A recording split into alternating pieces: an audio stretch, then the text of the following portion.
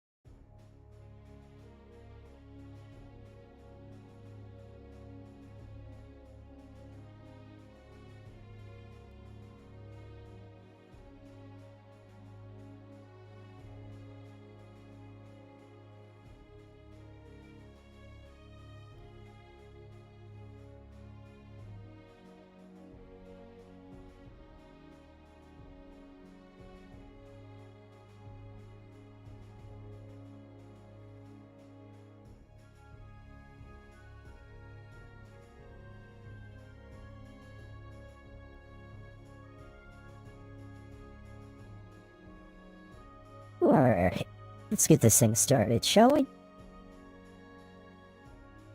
Let me this right here. Hi, everybody. Hope everybody's having a good day. Welcome in, Cloud. Good to see you. Hope you're well. Let's get everything situated for book club. We are starting a bit late. What's wrong with my voice? I can't hear anything. Are we good? What was it? Hold on.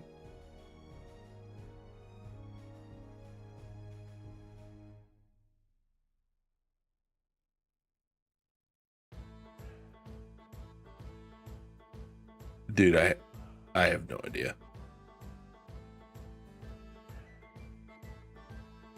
Well, did it switch to a random mic or something?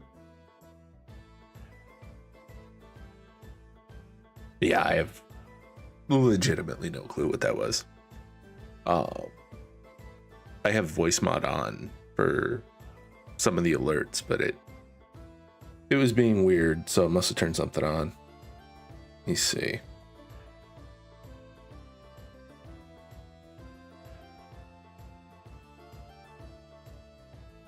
Oh, it helps if I have the sound on.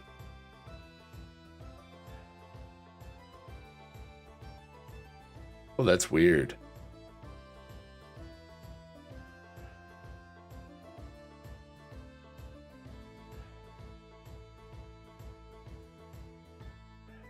Oh yeah, that's not great. That's not great. Yeah, well, good looking out. Appreciate that. All right, let's do that ain't what we were looking for. That button. No. What are we doing? Hey Luna, welcome in. Hope you're well. Oh, interesting. Okay, so I see what I did. I'm gonna copy this one, and then we're gonna paste a duplicate rather than a reference. Name this one book list. This one we need to fix the properties of.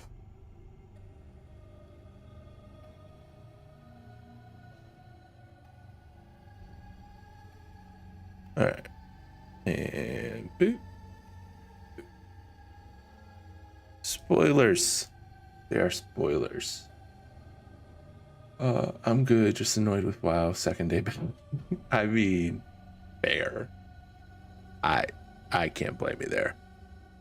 But yeah, how you liking it? I mean, everything is compressed, I guess. I don't know. I really haven't touched it. I know they did the compression on the item level, but other than that, I honestly have no idea. But yeah, hope you're well. Hope you're doing good. Hope you read the book for book club.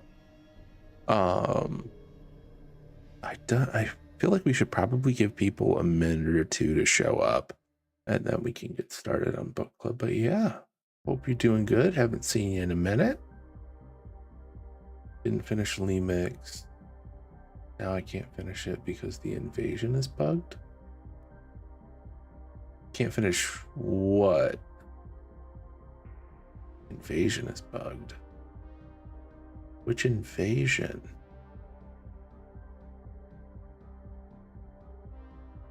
I'm confused. I don't think you can access anything from Lemix right now. Like, all of that got shut down 2 months ago? Oh, the Legion invasion is going on right now. No Legion invasion is going on right now, but the website says it's active.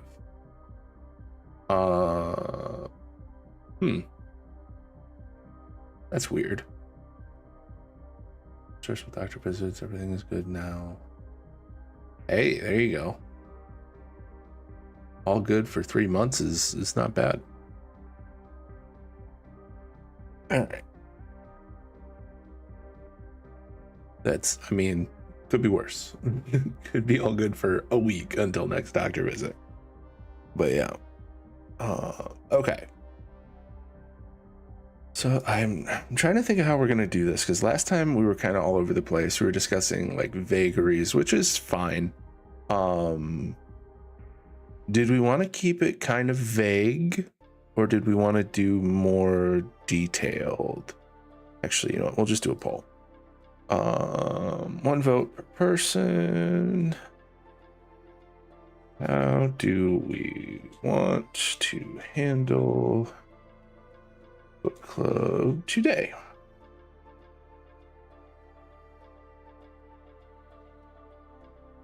Oh, no worries. No worries at all. I appreciate you just hanging out and chilling. Fair warning, there will be a couple spoilers, probably depending on how we discuss it. All right, so big references and generalizations. We can't do that. I mean, we were doing a review of the book as it stands. To clip vagaries and leave the nitty-gritty out. Yeah. I think that's kind of what we did with the last one. That's not too bad. I do know that we need to kind of leave more breathing room for people to get stuff in, because I'm not accounting for the delay. I had a couple people reach out to me that they couldn't get in words edgewise between the delay. So I'm gonna try and figure out a way to like give it a breath while everybody answers, and then we can kind of go through and go over it before the subject kind of changes, so that we can each kind of discuss it.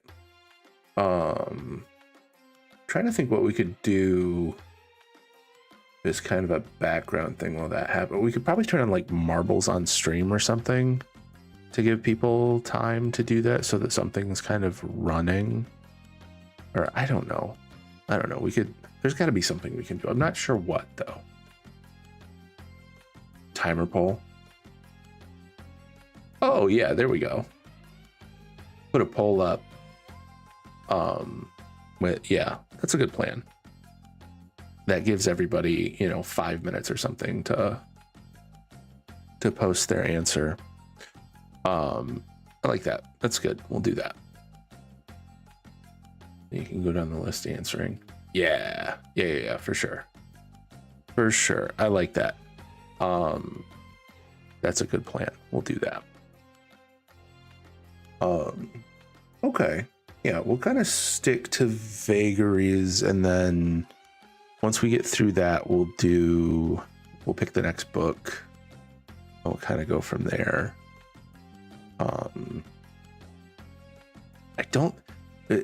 I really want to stick to vagaries and don't want to get into the nit and grit of it, because I don't want to take any enjoyment of the book from people who might have an interest in reading it, because it is a really good book.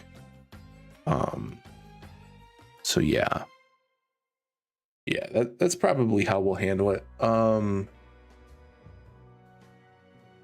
Excuse me, but yeah. All right, let's do. Okay, so I'm just trying to think, should we just kind of do sections of the book, or should we do like we did before and kind of discuss like general characterisms? Or I'm not positive. I did lose that list that I had last time for like book club questions. I do know. All right, let's keep it easy. We're gonna do the first question. How did we feel about the book in general? I loved it. I liked it. I go away. I dislike it. I loathe it. All right. And we'll give it 10 minutes. And that way that'll give people kind of time to vent their spleen, or what's the positive version of venting a spleen? Gush, I guess. Maybe.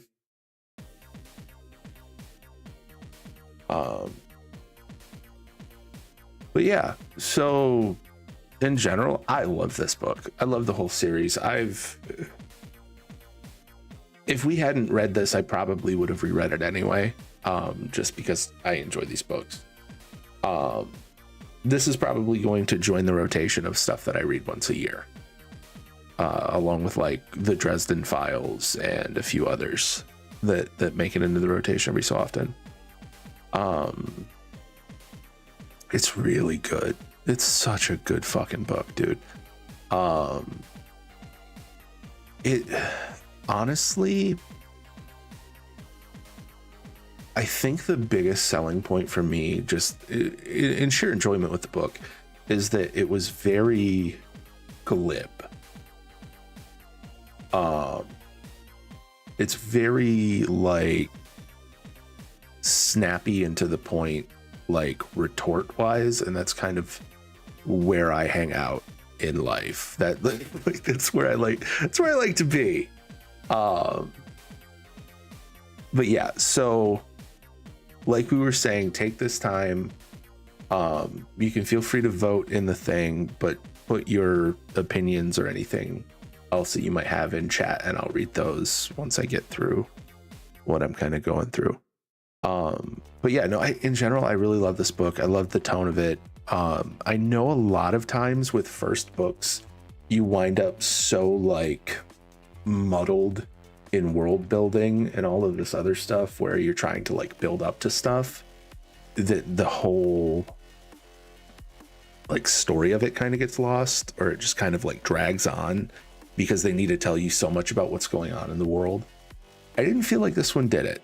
I didn't feel like we had a lot of waiting on understanding. It was more like, here's a system, here's enough of the system for you to understand where you're at.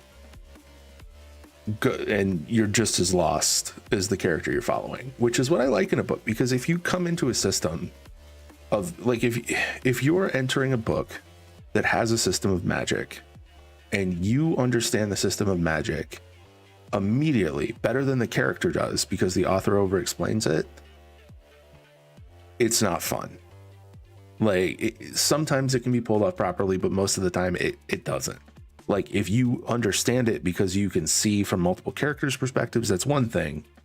But if you're following a singular character for the most part, and you should feel more or less like you have the same threshold of knowledge that character has. You should feel that, you know, you don't know what the fuck's going on in the world. You don't know where the fuck you are. You don't know anything about the world until the character learns it. Because then you're just as confused and involved in the story. And I think that this did that really well. Like it handled it better than a lot of books that I've seen, where they kind of just get a little heavy-handed with like, ooh, look at my cool magic system. Great, you have a cool magic system, but you're not really, you're over showing your hand. You're not showing by doing, which this one really seemed to, it fed you a lot of it, at least in audiobook form, but it didn't overshare. Like it showed you enough to kind of keep you engaged, but not so much that you're just like, oh God, why is there so much information? I need a nap. Yeah. So what did everybody else think? Did everybody else enjoy it? Did they like it? Did they not like it? I see we got a couple people that loved it. The characters were really strong. I feel like the world was nice. Well, let's see what Clown says. I like the world building in the first book because it gives you just enough of a point of the idea what essences are and how crystals work, and just enough for you to get just enough of the concept. Yeah, it gives you like the edge of the structure, you know? You're seeing the corner of the building and you understand that there's more building there, but you understand at least that it's a building. Everyone gets to meet the world's goodest boy. Yes, this is true. This is true. We do.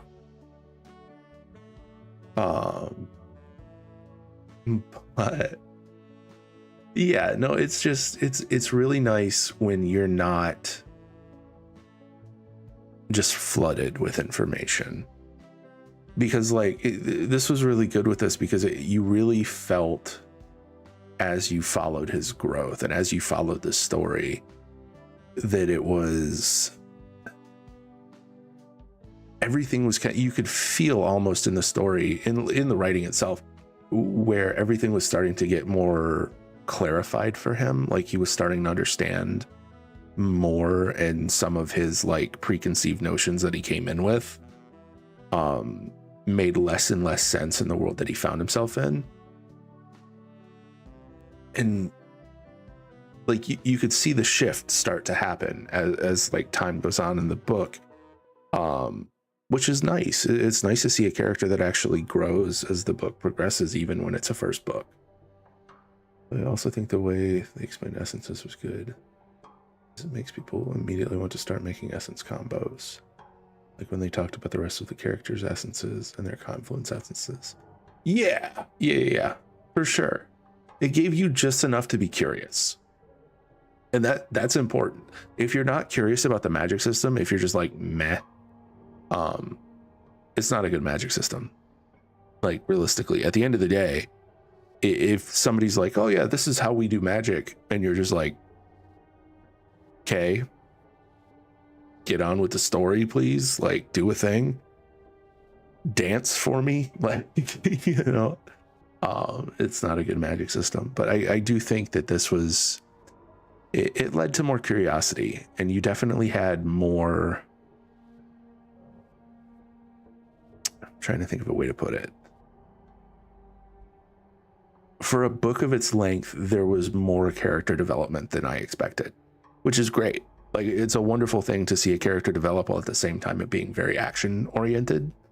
And like there was a lot going on and a lot of like things happening in general. It's so hard to talk about just book one and keep it to book one on the system. Yeah, dude, that's going to be a big problem with this book, because you and I both have read the whole series that is currently out, and there's so much that I could say. There's so much that I could say about the whole everything that we know so far. I won't. I'm desperately trying to contain myself to just book one. Everything that happened in book one.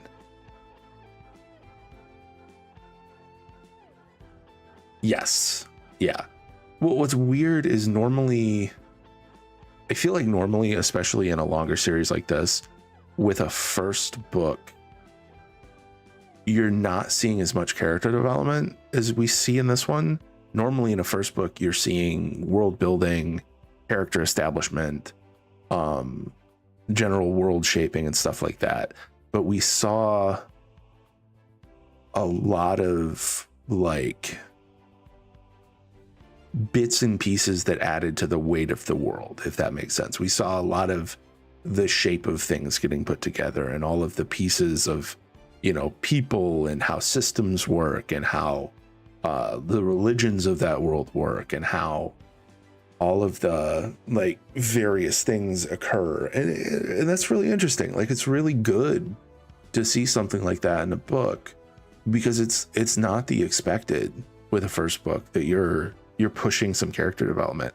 Now, it's not a ton of character development. He's not like dramatically changing. He's changing as a character from the beginning of the book to the end of the book, but it's not so much that he's unrecognizable at this point in the book. He's still himself. He's still, you know, very much who he was, but enough of his perspective changes over the course of this first book that you can see where he started and where he winds up. And I really enjoyed that. See, that's what I love about the world building in the first book. They keep it to just Greenstone. A lot of books start talking about all these other places that in most instances is a waste of paper, because nothing is going on there. I know Shirley keeps the world building to that location the characters are currently in. Yeah, it's nice to see focus like that in a book like this. I really enjoyed that. All right, let's put out the next question. Boom, boom, boom. New poll. Okay, so we handled vaguely what we felt about the book. What do we want to focus on next? Do we want to do... I'm trying to think. Because we could do the magic system. We could do the interpersonal, like, character stuff. We could do characters in general. We could do overall plot in the vaguest sense. I'm trying to think. We could do the world in general that we found, or we could do... Yeah, I'm not sure what we should do next. I like the conversation about, you know, the world building and all of that. You know what? We did a question last time. Oh, let's do this. Now, Jason at the beginning versus the end of... Oh, we can't do that. You know what? Let's do this. We're going to do at the beginning. And we're going to make this one a 5-minute. And then we'll do another 5-minute for the end. Okay. Loved him. I liked him. I didn't care. I hated him. I loathed him. All right. So we're just going to kind of focus on Jason in general and maybe branch out into some of the other characters, just kind of in their most basic states, just specifically in the beginning to the middle of the book. Like that's what we're going to cover in the initial bit here. And we'll kind of go from there. So in the beginning of the book, he was very much, I feel like he was reacting a lot from a place of panic, and that definitely came across in the stuff. And it makes sense given his situation. You know, I feel like most people would probably react that way. Just an overall sense of unease, really. Like, it was understandable. He wasn't the most likable character, but he wasn't really hateable. I mean, in my opinion anyway.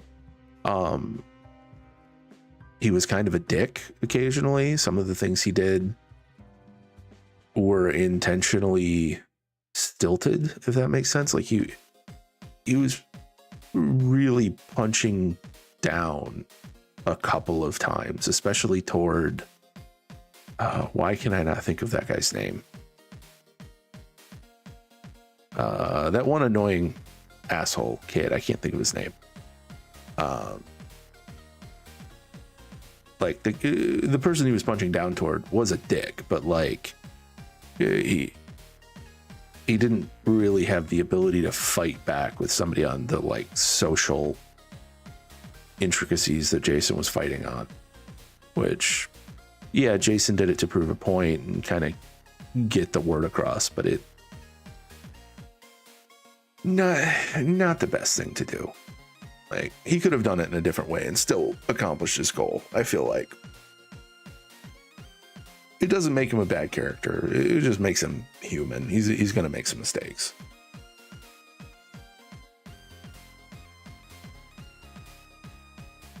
But yeah, I feel like I did really like in the beginning that we got a lot of... I felt like we felt a lot of his confusion going in, and that was nice. I did enjoy that part of it. So that, you know, that is what it was. What did you say? You said at the beginning I liked him because of all of the quips, but also the reader has to keep in mind he was naked, dropped off in a hedge maze. That at the time he didn't know what trying to kill him was full of blood cultists. He was in full panic and he was using humor to keep himself sane. Yeah, absolutely. He didn't know how the world's social structure was like. True. Oh, we all know Jason is an ass, but a nice asshole. Yeah. Even in the first book, he tried to be nice when he had to be tough. Especially with his talk with Rufus. Yeah. I mean, yeah, he does try his best to be nice for sure. He's not a bad character. Like I liked him. He definitely has his faults. I do agree with you that, you know, most of his quips were to kind of protect his sanity, if that makes sense. Because it was very clearly even he states that, you know, it was defensive. That's, you know, the reason that he does so well under oral attacks is because he's just constantly in a state of panic. You know, you can't induce a panic in somebody who's already panicking the whole time. So yeah, I mean, I like him. He's not a bad character. He's definitely, it's fun to watch him interact with certain characters. I did like watching him interact with Humphrey's mom. I can't think of her name. But him and Humphrey's mom are hilarious together. It just super quippy, back and forth, very funny. I enjoyed it. Okay, and then just to give people a few more minutes to get anything they might want to say in, I'm gonna do a new poll. How did we feel about Jason at the end of the... Danielle? Yes, Danielle Geller. She is funny.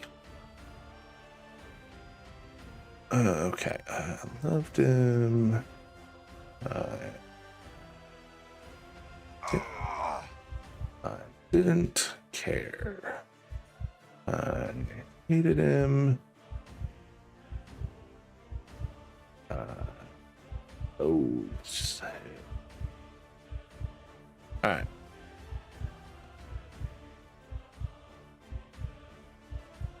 Yeah, him and Danielle were really fun interpersonally. Just to answer the poll in general, I liked him probably slightly more because he felt more fleshed out at the end of the first book. Like he definitely felt more human.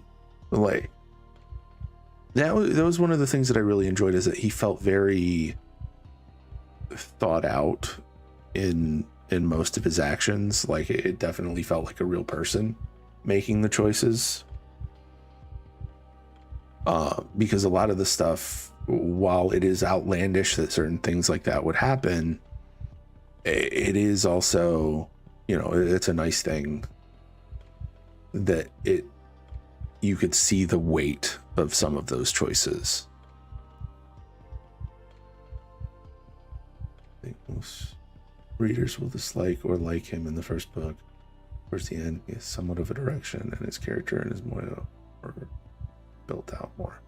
Yeah, I feel like by the end of the first, like really the first half of the book, he's kind of built himself a moral standpoint that you can kind of see. And by the end of the first book, you really see basically what he stands for, you know, in general, and where he's at, which I like. Most of his interactions are really nice. Oh, we're in the middle of an ad break. I'm gonna pause for a second. just so everybody has time to get back.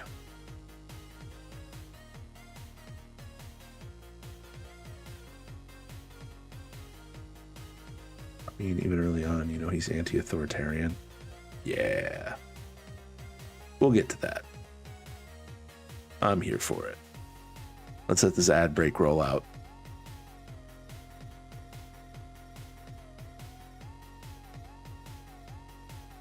Welcome back, everybody. But yeah, no, he's anti-authoritarian. He's anti, you know, like anti most things. I'm trying to think, because it's anti, I guess just anti-authoritarianism does cover most things, which is, you know, fair. I don't know, he's a really likable character. I enjoyed a lot of his stuff, like his character growth with his interactions with like Rufus, Gary, and Farah. Led a lot. He hates the ranking system in the first book. Some of his quips, yeah, he really doesn't like the Adventure Society. You can feel in the way that he interacts with them, just because of all of the like bureaucratic bullshit and hoops that he has to jump through, and all of the like stuff going on with the Greenstone Adventure Society in general. A world where money and power rule supreme. Dreams at everything he hates. Yes. Yeah, for sure. And especially with, you know, with everything, it's nice to see something like that where somebody's, you know, poking that in the eye type thing. But like in general, you know, I really liked how his character developed. I liked all of the tidbits that we see, you know, his interactions with, you know, pretty much everybody, like Humphrey and Danielle and all of them. They all added something. They all showed a facet of who this character was, as well as like a facet of the world at the same time in a lot of cases. And it just really, it helped to refine what we could see and what he saw and all of the stuff going on there. It was really nice. Like I really enjoyed that aspect of it in general. But yeah, so like it was really good. I really enjoyed that part.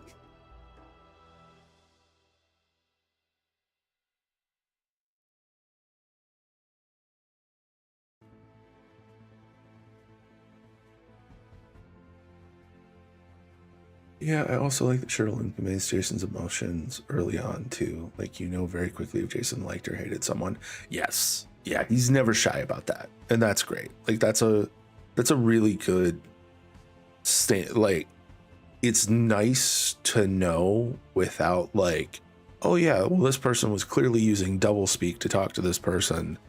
They didn't like them. He's never that indirect. He's just like, fuck you. Jump in a hole. Bet. I like that. Proceed, my dude. Okay. So we covered Jason's character in general. We covered the vagaries of how the plot went.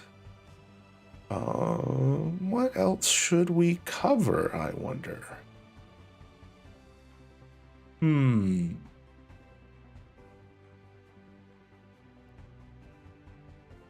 We kind of covered his interpersonal stuff when we were discussing Jason. I'm trying to think, because I don't want to spoil much if we can avoid it.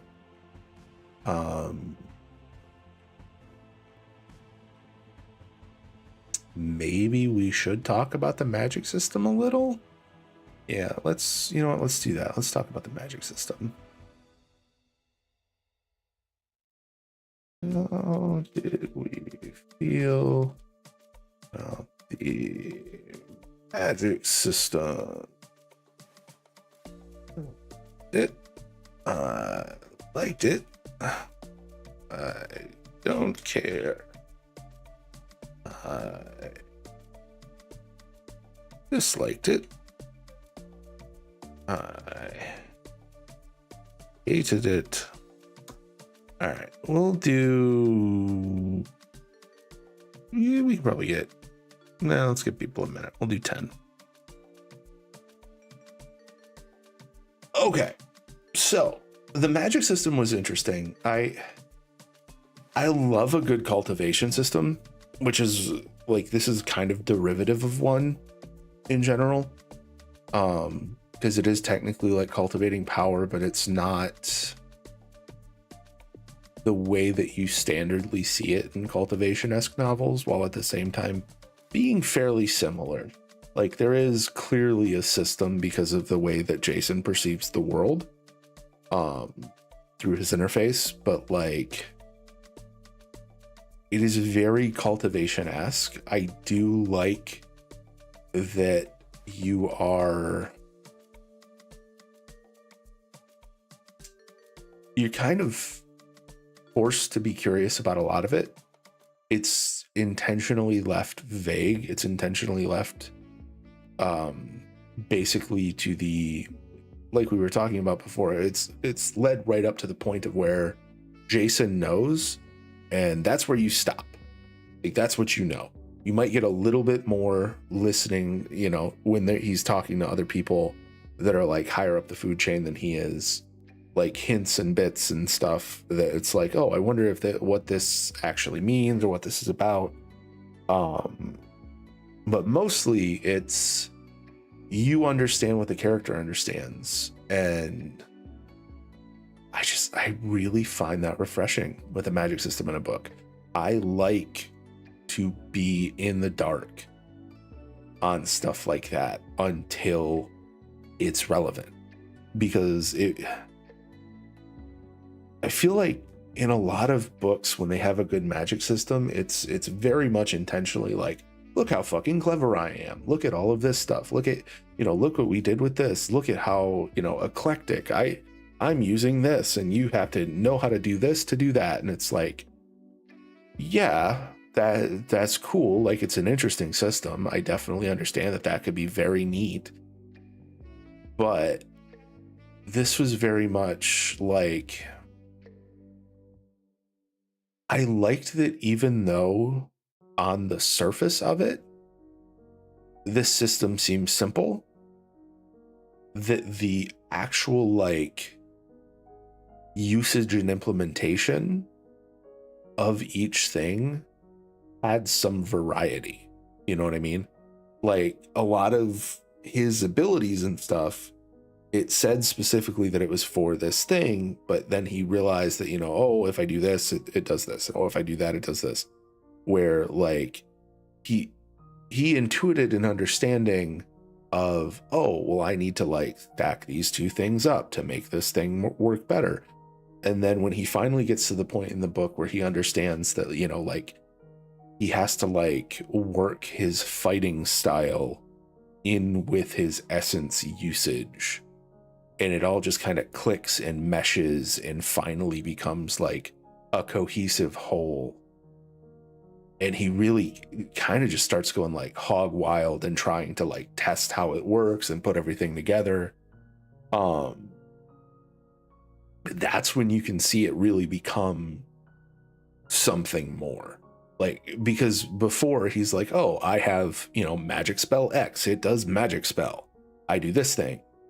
And then he finally starts seeing it as a piece of the world, as a piece of his new existence. And you don't see that moment a lot.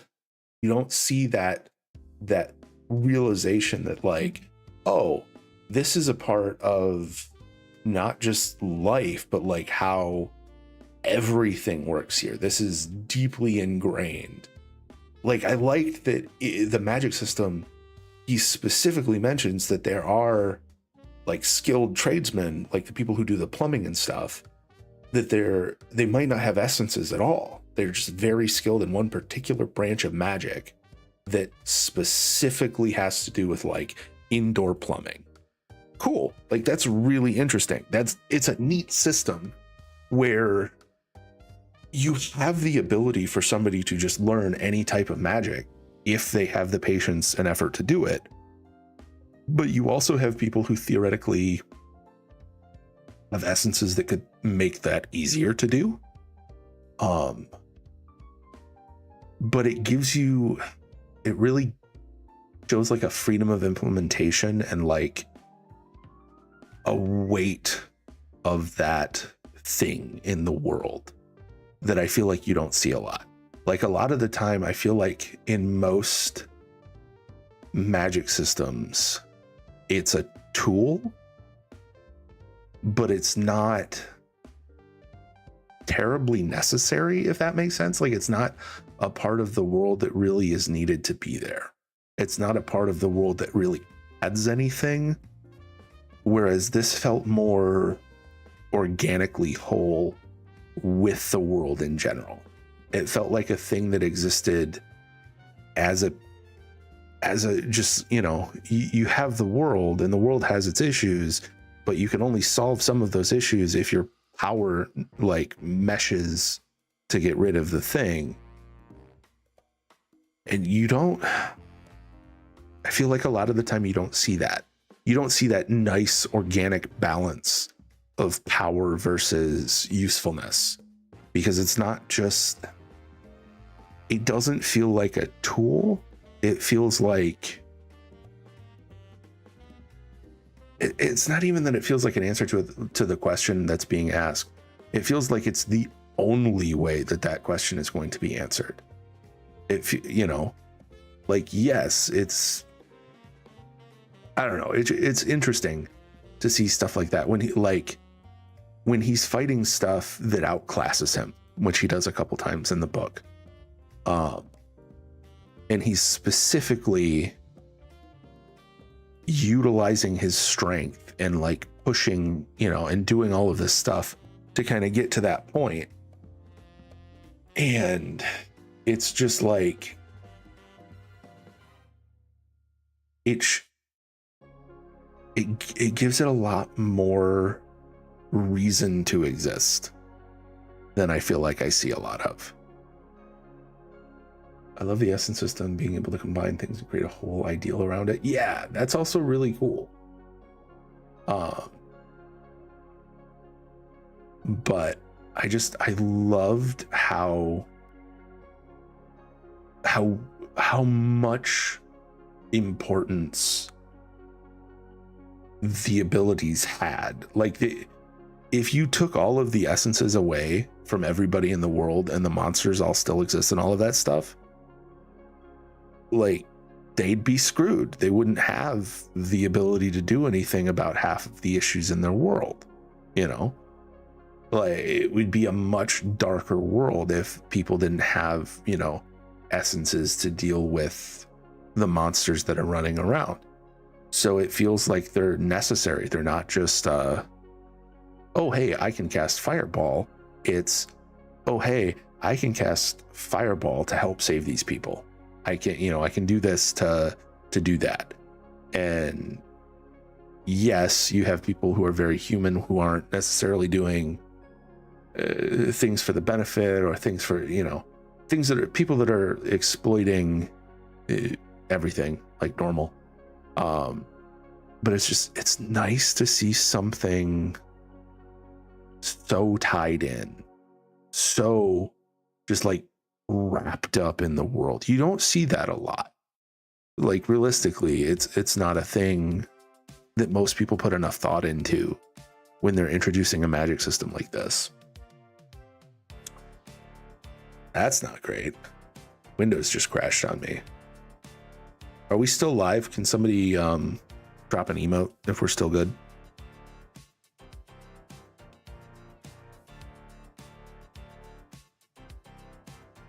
Yeah, Windows just flickered off on me.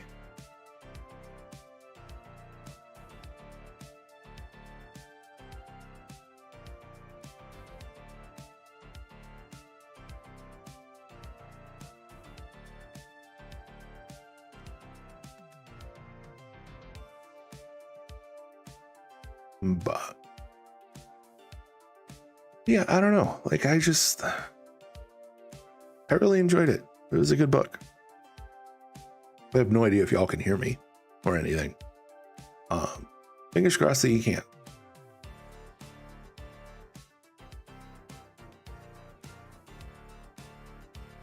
I mean, in book one, you see people who don't have essences because essences aren't cheap.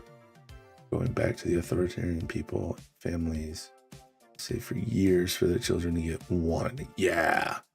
Like you can see that there's definitely like it causes a power differential.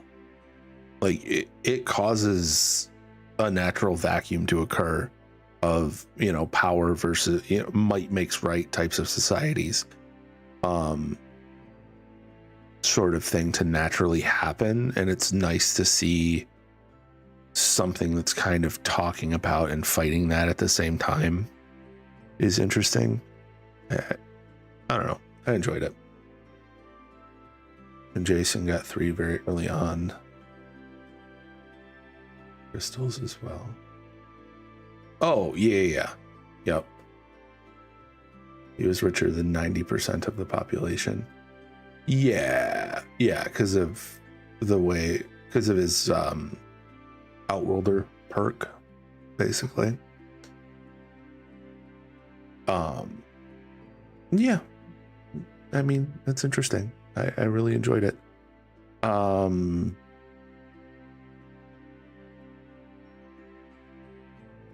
I don't know what else we could talk about without really getting into the grit of the book. And I think we're probably about where I'm happy with what we've discussed in the book in general.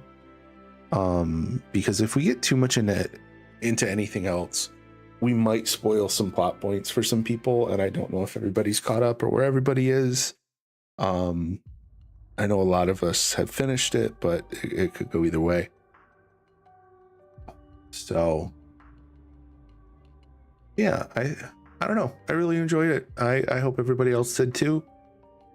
We will try and do, I'm going to try and, I don't know if I'm going to edit this or if I'm just going to kind of do like a looking down the camera video about the book, and we'll kind of go from there on that part. But I think for now, we can probably give people a few minutes if they want to throw any other thoughts into the chat.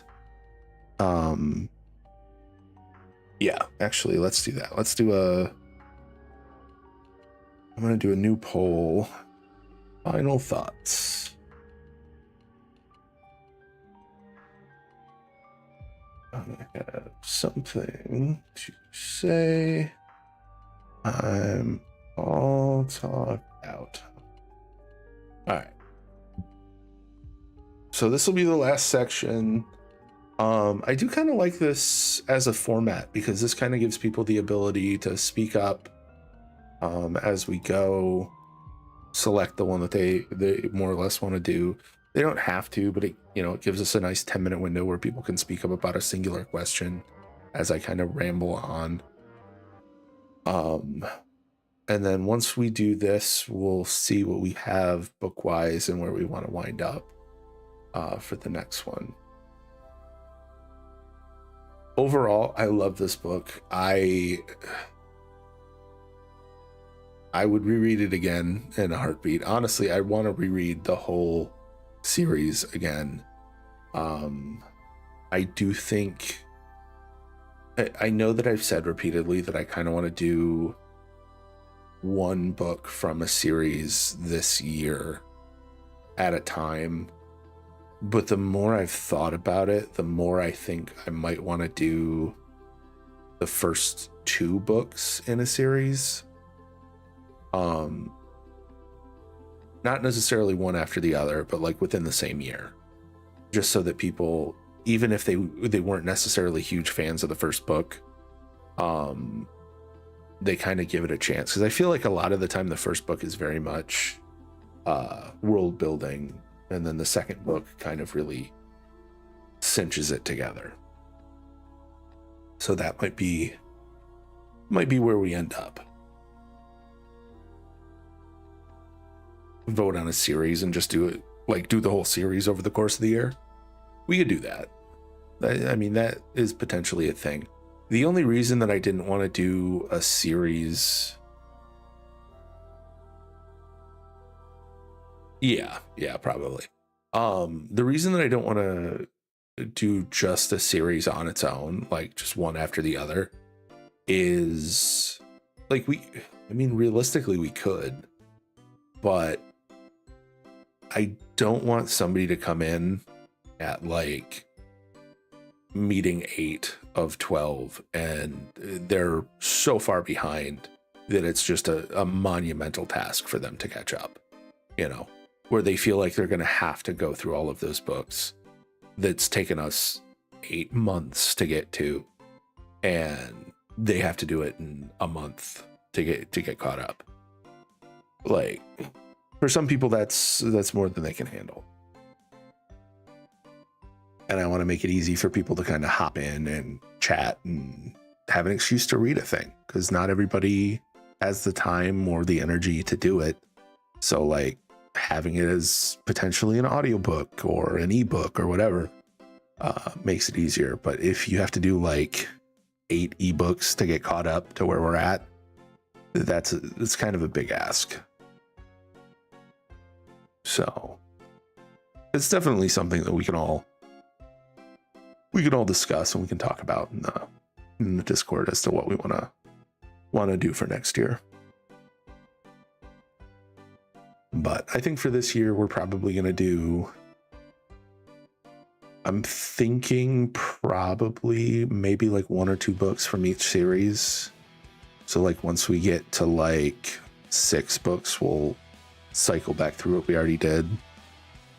Or maybe the first 3 books, depending on how we're feeling, and we'll do like the first 3. But I feel like the first 2 really kind of gives a person an idea of whether or not they're really going to enjoy it or not.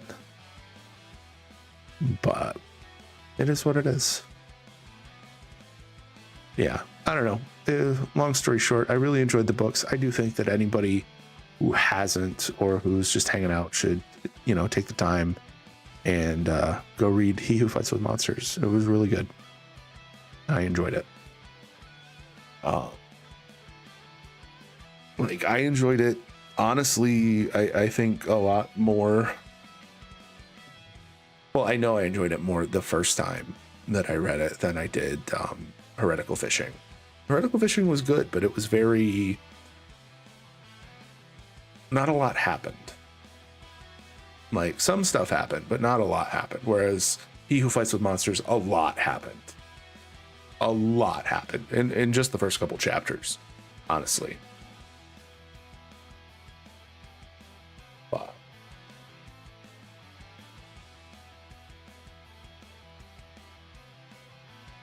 yeah, I don't know. It is what it is. I enjoyed where we were. I enjoyed the book. I enjoyed the last book. I'm excited to see what we pick for the next time.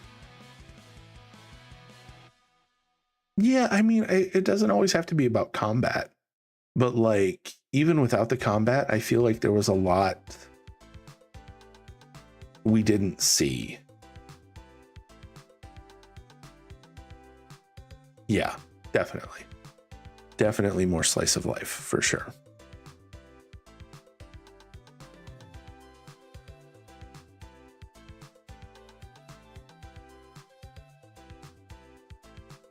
But yeah, all right, let's do, I think we had a couple books in here. I don't know what that is. What is this? What do I have selected? Tier list. Oh, that's what it is. Okay. In the running. I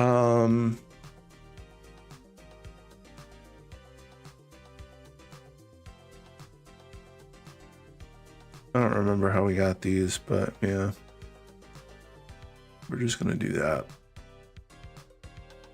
And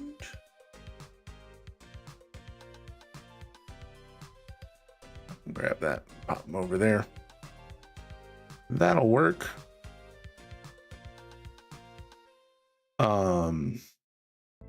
But yeah, no, it was a good book. It was definitely a good read.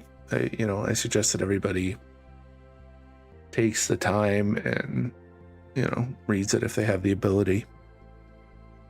Why won't it let me edit this? There we go.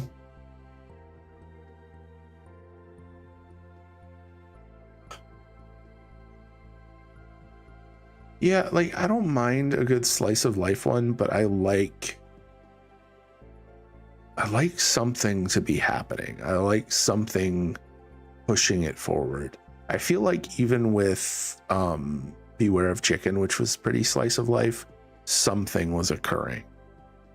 I do think we'll probably wind up reading Beware of Chicken though, so I'm gonna not really get into that too much.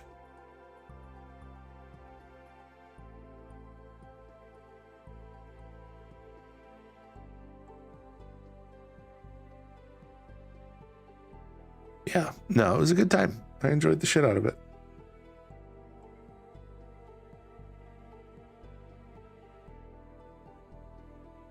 I'm gonna have a really hard time not reading the second book.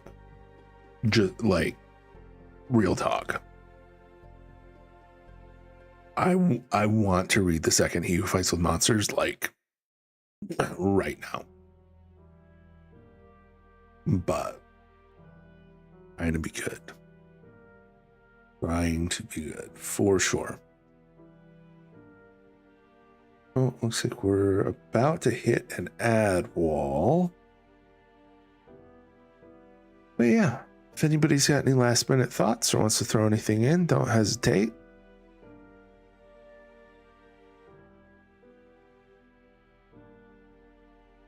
Oh, you have been reading the second book? Nice.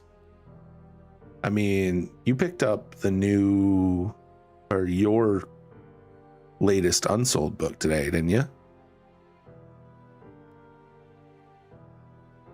Dude, I love the unsold books.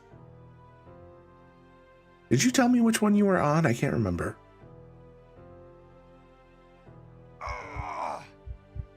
Bloodline, right? Bloodline, I feel like. Which is what? Bloodline is that 10 or 11? I feel like that's 10.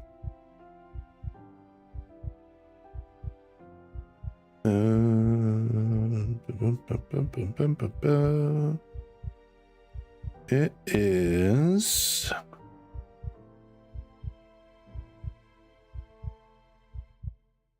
Excuse me.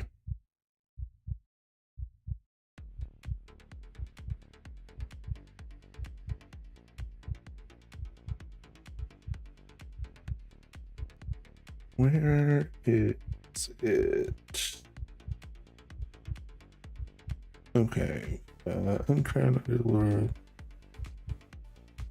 Waybound is 12. Winter Steel. Oh, it's Bloodline, so it's up and beat. Duh. Oh, it's book 9. Okay. Okay. I'm with you.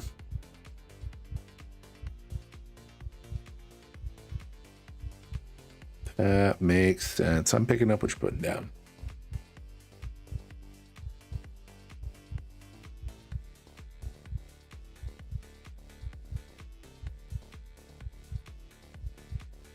All right.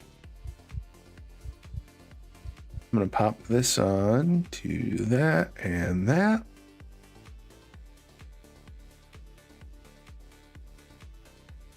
trying to remember. Excuse me. This way when people get back, we can kind of figure out what we want to do.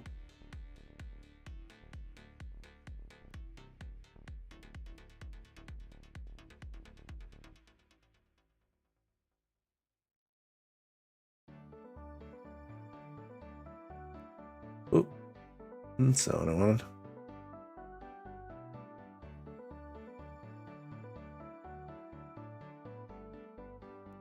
All right. So, Expeditionary Force, Dungeonborn. Ooh, yeah, I was really feeling Dungeonborn or Unsold. See, I'm gonna wait till the ad break stops. I know better. I know better. I keep telling myself, wait for the ads to stop. All right, welcome back, everybody. So we have a few that we're thinking about. I don't know which one we're gonna do. Like, we have all these that we kind of picked, and I think these 4 here were the ones that were the winners of the last vote. So we can kind of go from there. I'm gonna do that. All right. So here, let's do this.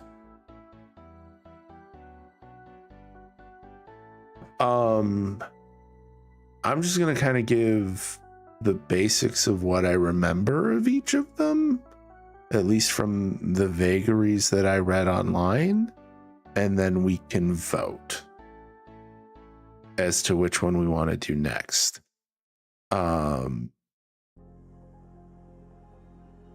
Yeah, that's probably for the best. Oh no, you know what? I shouldn't rely on what I remember about them. I'm gonna just do what we did last time. I'm gonna read the synopsises.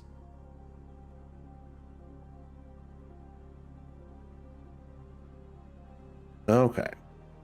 I'm just gonna go to Amazon. I'm gonna read the synopsis on the book on each of these, and then we'll go from there, and then we'll vote on which one you guys want to read next, and that'll be our book for March. Okay. So, Unsold. Lyndon is born unsold, the one person in his family unable to use the magical paths of the sacred arts. He uses every trick and technique he can borrow or steal to improve his life, but it seems he will never be able to join the ranks of the truly powerful, until the heavens descend and show him the future. When Lyndon becomes the only one who sees the approaching doom, he must leave his homeland to save it, and to see how far he can go walking his own path. I will say this is another one that I have already read, as we were actively just discussing it. Clown has already read this one too. It is good. This one is short. Like the first, I think in total, if you listen to it as an audiobook, I think it's like 9 hours long. It's very short in comparison to the other ones that we've read so far. So if this is the one that we pick, we might do the first 2 books. I'm not positive yet, but we can talk about it. So if this is the one that gets picked, we'll do another vote and see if we want to read the first 2 or just the first 1. Because like I said, this one is pretty short. I love the shit out of this book, though. It is one of my favorite books I've read at any point. Okay. So book 2 is Dungeonborn.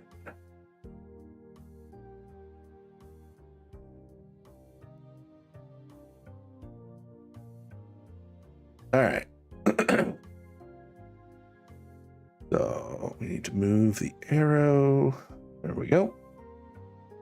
So, Dungeonborn. A powerful dungeon, a sheep herder turned noble, their path to ascendance through cultivation. Conquering dungeons and using them to grow has long been the most efficient way to become a powerful adventurer. The only thing keeping the process from being easy is the beasts that inhabit these places. Questions plague those entering this particular place of power. Where do the rewards of weapons, armor, heavy gold coins come from? Why is a fluffy bunny charging at me? For Abyss' sake, why are there so many monsters? Cal has all of the answers to these age-old questions for a very simple reason. He is a dungeon core, a soul forced against his will into a magical stone. With the help of an energetic friend, Cal grows a dungeon around himself to bring in new sources of power. When a threat he doesn't fully comprehend bares its many teeth, Cal is determined to survive the attempt on his life. Unfortunately for adventurers, the only way for him to achieve his goal is to eat anyone that enters his depths. This one seems really interesting to me purely for the fact that you don't typically see the perspective this way. I feel like this is going to be dungeon delving turned on its head, and I want to see where that goes. I'm very interested. But let's get on to the next one. So the next one is Legend of Archmagus.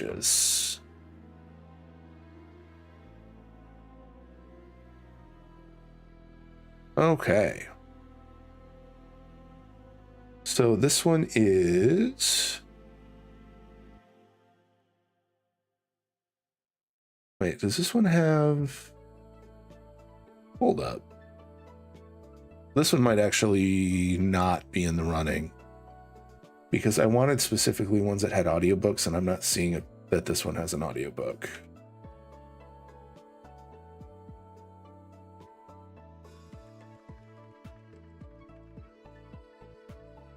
Okay. We're good. It does have an audiobook. I want people to be able to listen as well as read, because both are equally valid. So anyway, so Legend of the Archmagus is: an Archmagus dies only to find himself in the body of a young man in a medieval kingdom. He finds out that he is the second son of a duke, exiled to a desolated town by his own family. Shackled by the notorious reputation of his new shell, he tries his best to develop his domain, implementing new policies and innovations, leading his subjects to prosperity. In this world where magic is underdeveloped, he shall once again pave a new path. Interesting. Very isekai-esque, it feels like. I'm curious to see where it goes. Like, it could be interesting. It's definitely my vibe, if y'all couldn't tell. So that is definitely up there. And then the last one of the 4 on the list this time, I think, is We Are Legion, We Are Bob.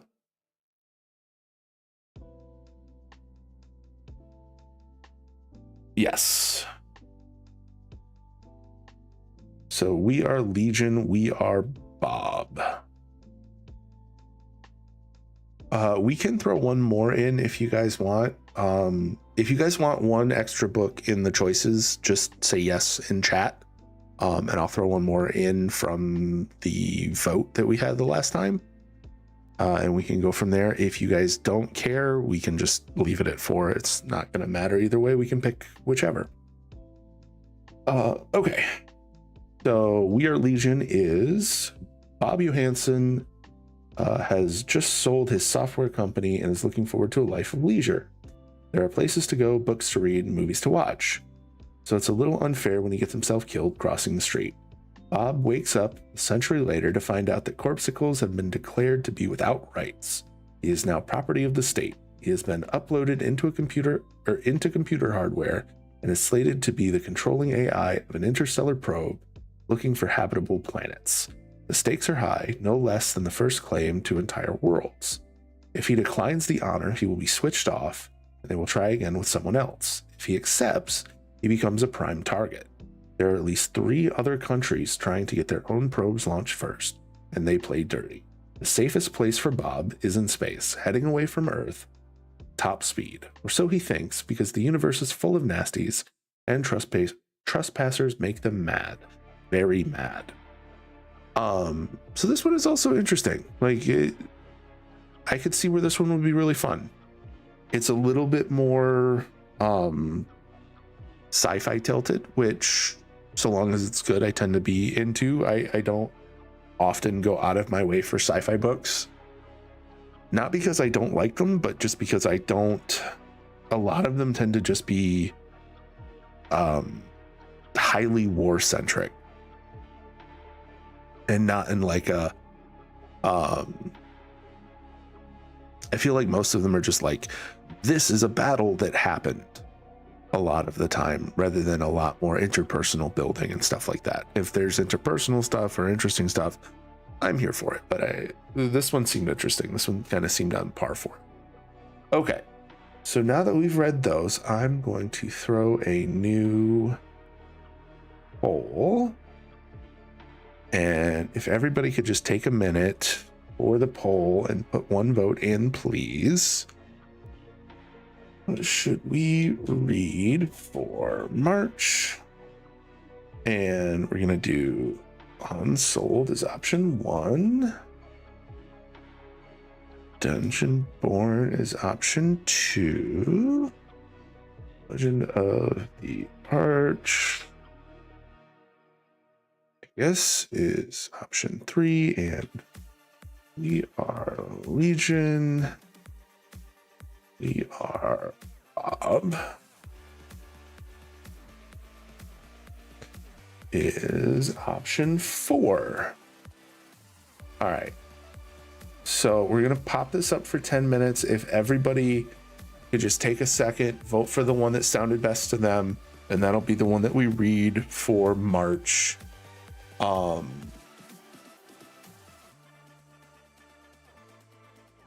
would be great.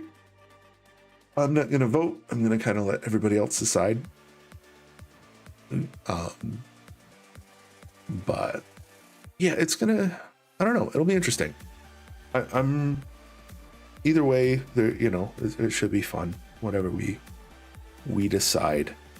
But yeah, I hope everybody likes this. I've been really enjoying getting an opportunity to kind of just like hang out and talk with you guys about these books, rather than just being like, guys, listen to, like, this is the book I just read, isn't it great, without being able to really talk in depth about some of the stuff.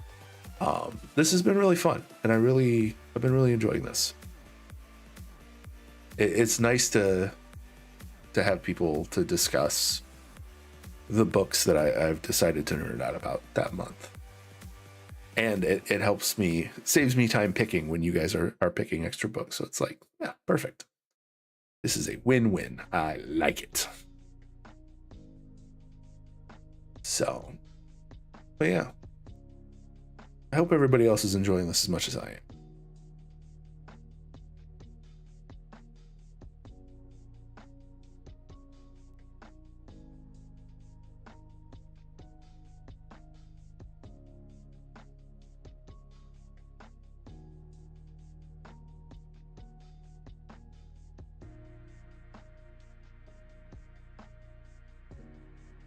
Bob. Also, I'm not 100% where we're going to play. Not 100% where we're going to play after this, but we'll figure it out. There's a few options, Bob.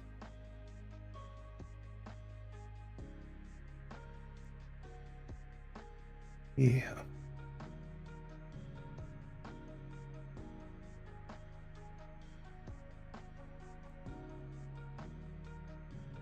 Oh my goodness. I will say, while everybody's taking a minute to vote, also on WoW, I don't care much about housing. However, I do love all that making from housing. Yeah, that's fair. Like it's fun if you enjoy it. If you don't enjoy it, it's not necessary to do much with. It's nice that we have a guild neighborhood. It's fun to see what the other guildies are building. Because some of them have been ridiculously creative. There's a couple houses in the guild neighborhood where they have just made crazily like detailed mazes of stuff, and it's been a lot of fun. And like, yeah, I don't know. It's been interesting. It's interesting to see. It's nice that it gives people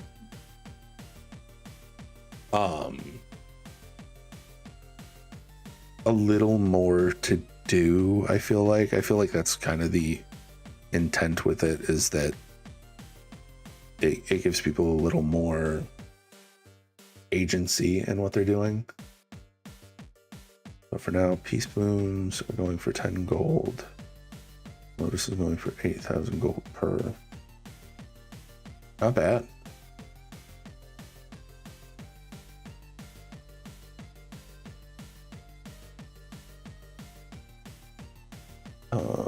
But yeah.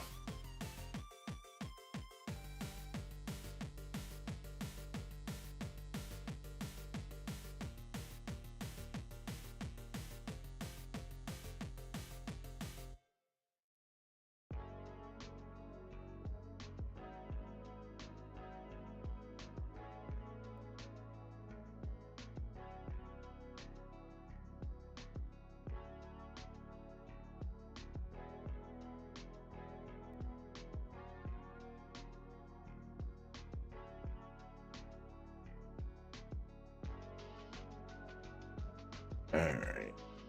Yeah, I know there was a bit there where like pretty basic materials went up pretty dramatically in WoW because of the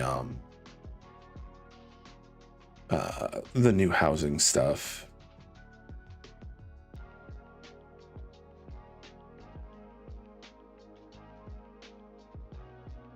But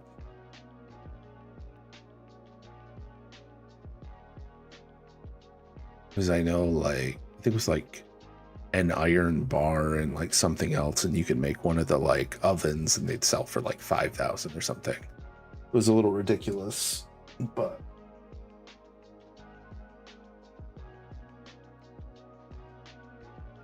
yeah. No, it looks like y'all made a pretty quick decision. That should be a lot of fun.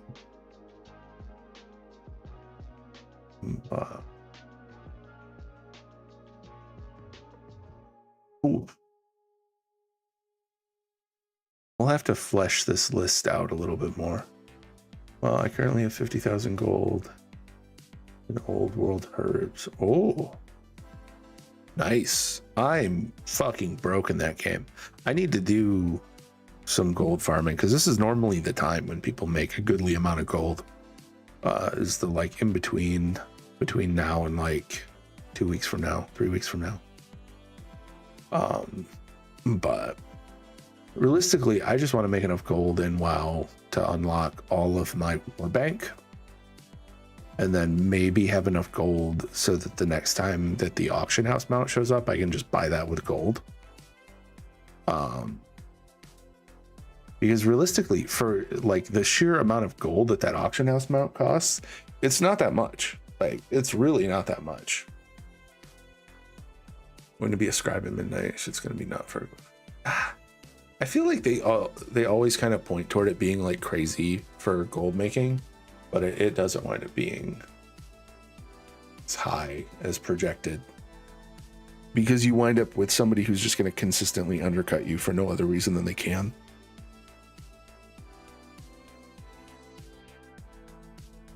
And not by like, oh yeah, it's 1 copper. No, it's by like thousands of gold at a time.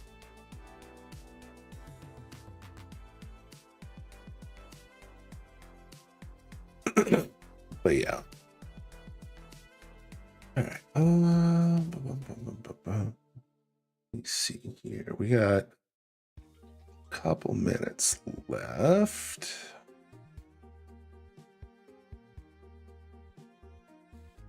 All professions need inscription. I mean, that's pretty common though, dude. Like, they did that in Dragonflight and the prices on shit were still terrible.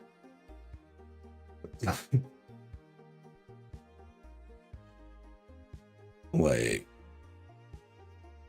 half the stuff in Dragonflight, you needed materials from the other professions, and then the prices were less than it would actually cost you in materials to make.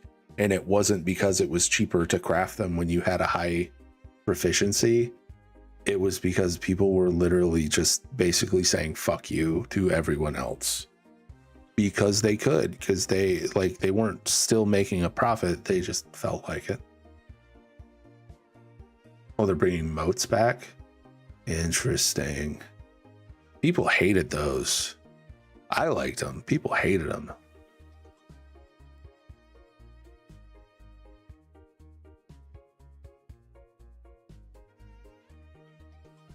It really depends on how you had to gather them, though.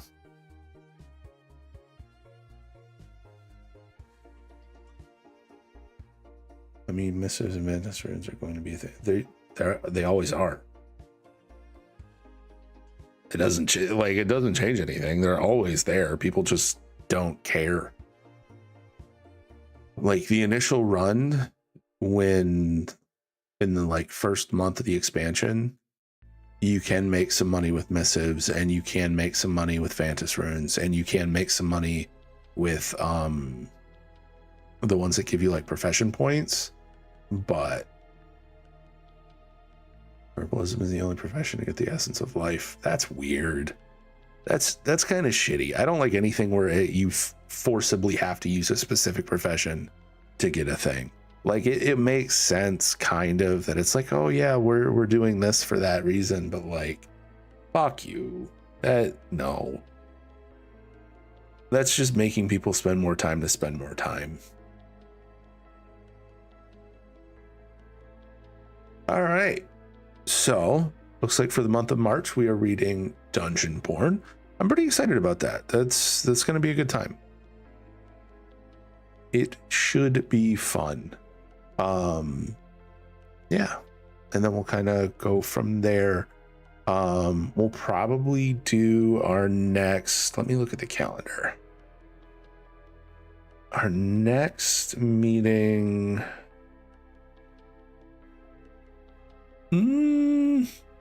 We might be able to do the 21st again.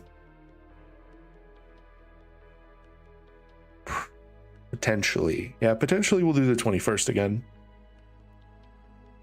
At about like 2, like we did this time. But we'll see how it goes. I'll make sure to get everybody a specific time and date soon, once I get it all kind of nailed down. March is kind of a busy month for me, but we will figure it out. All right. Well, that's it for Book Club 2. I'm glad everybody hung out. Let's find something to play. We've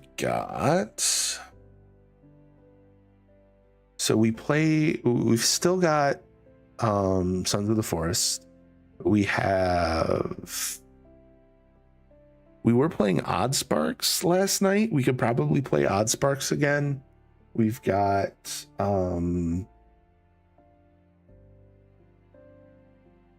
legitimately, I have no idea. Like I think I have V Rising or something, but I don't think it's installed.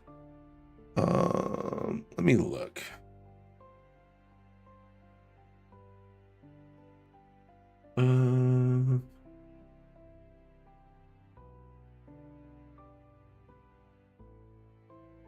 Yeah. Looks like No Man's. Oop. God damn it, that hurt.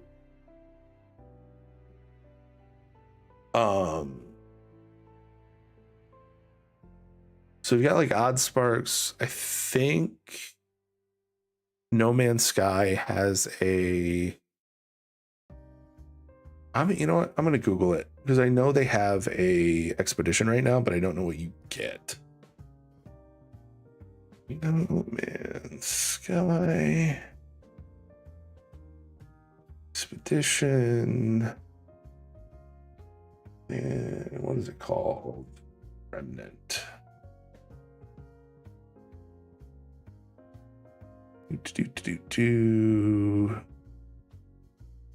Remnant.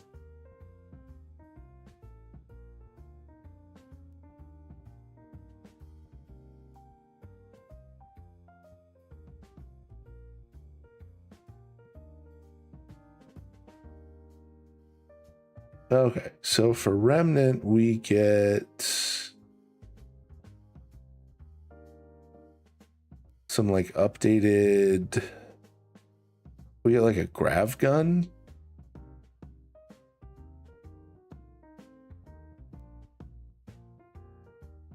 And the ability to like scrap stuff, I guess.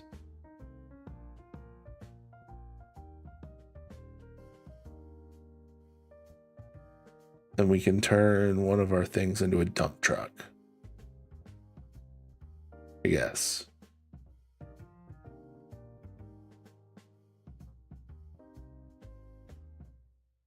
We can process waste to what end? I have no idea. Ooh, that fucking armor looks cool as shit though.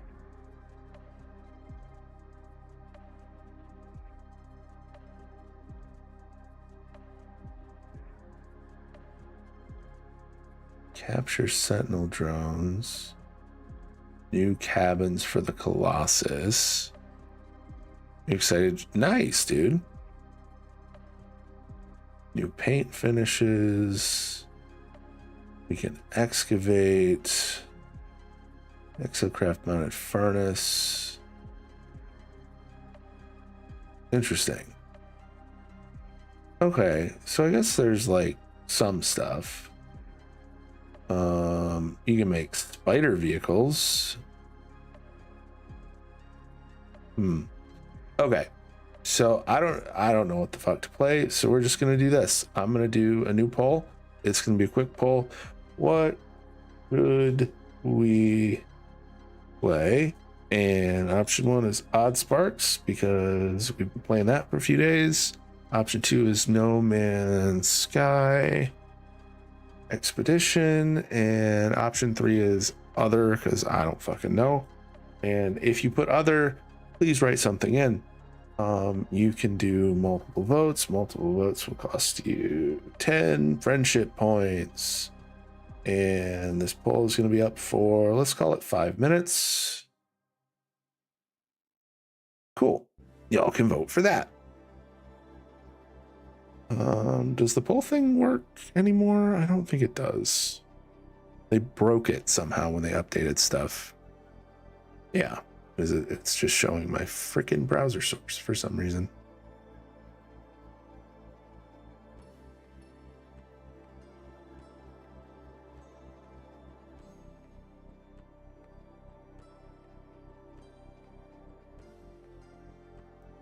All right, we need to...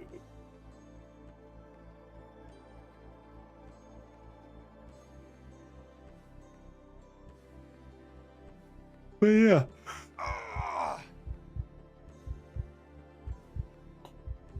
Oh, man.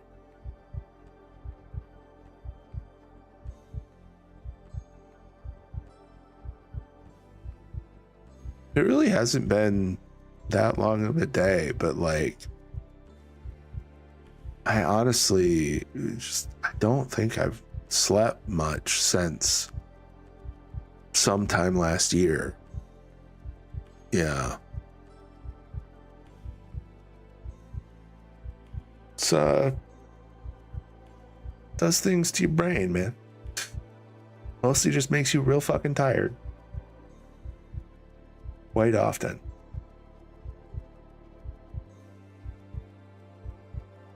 But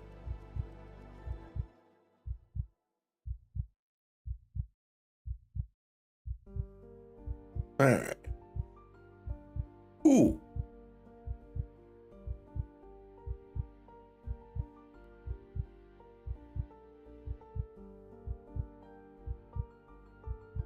You ever stretch and then something pops and it sounds vaguely expensive? Like, yeah, I'm just I hope it's fine. I just hope it's fine. We'll be all right.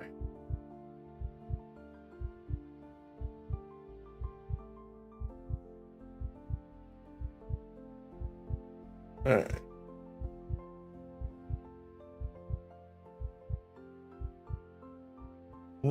Can we... Oh, hold on.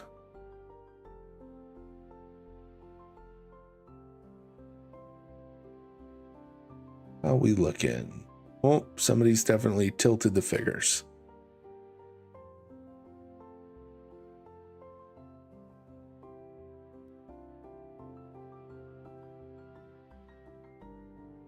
All right. I'm going to do that. That one. There we go.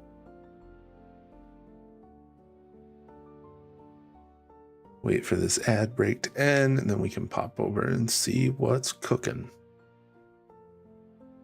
Because apparently, you can like scrap stuff now in No Man's Sky.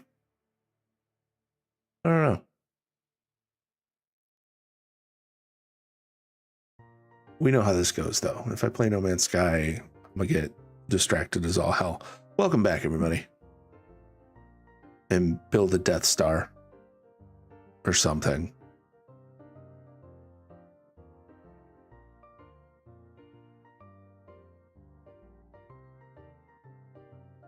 Excuse me. I did see, I've seen some crazy ship builds, though, with the new, like, Corvette system. Like, just some people just going absolutely ham, and more power to them. Like, I occasionally have the patience, but not always.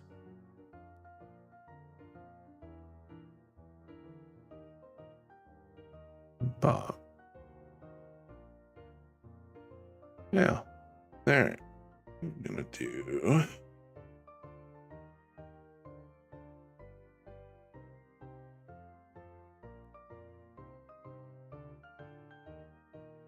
Oh, I will say, I did get into a little bit of like home lab stuff where like we have a server now, like a NAS server. It's fun. It's fun. I didn't remember how much I liked it until I started playing with it again. It's nice to see stuff like that just work. All right. No Man's Sky. All right. Let's kick the tires, light the fires, and see what we got. Gonna pop y'all over here. I'm gonna turn this bad boy on, then do this. Launch No Man's Sky.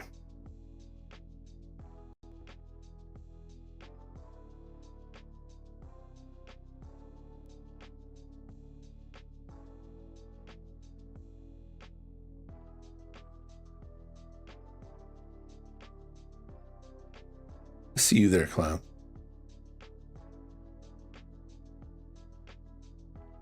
I see what you did. One of these days, I'm gonna just like crank it up to 10,000 and not say anything and see if you notice.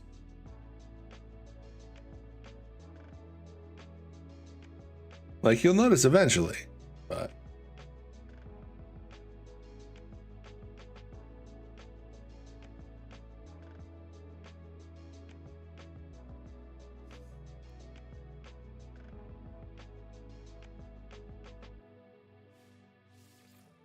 all right.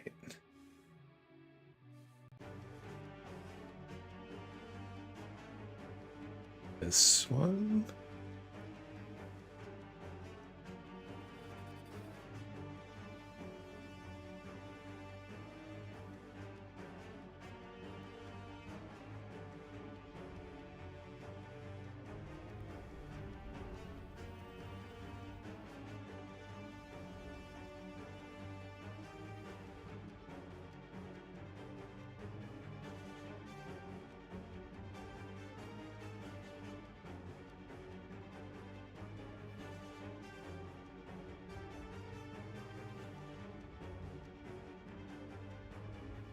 Yeah, this armor set, I don't know if y'all looked at this, but like the armor set specifically for this is very much a wizard robe. And I'm here for it. I would dress like this in real life if I had the budget.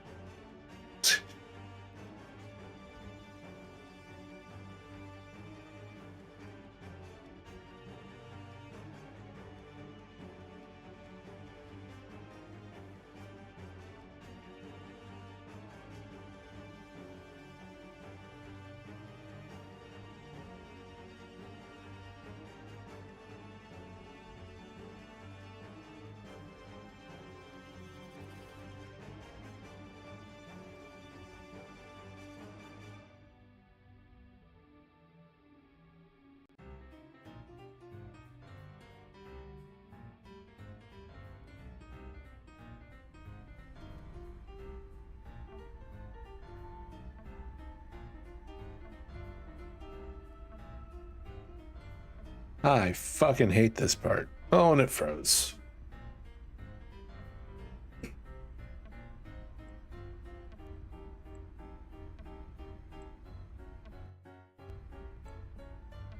Did it like hard freeze? Oh, it fully crashed.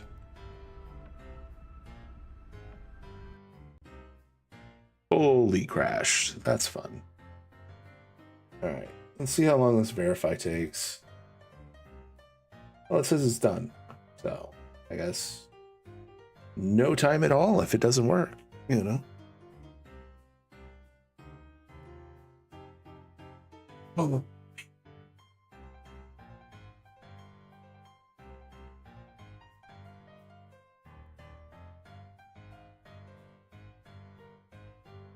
What?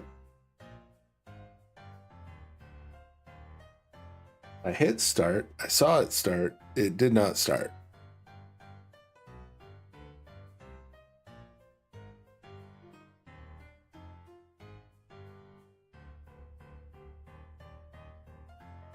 Oh, it's apparently downloading and validate. Cool. Good to know.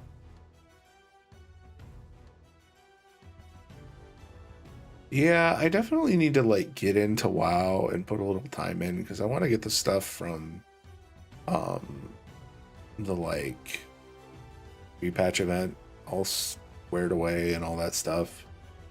But just I'm struggling to like build up the interest, honestly. I like WoW fine. Like it's a good time to play. I enjoy the people that we play with. But like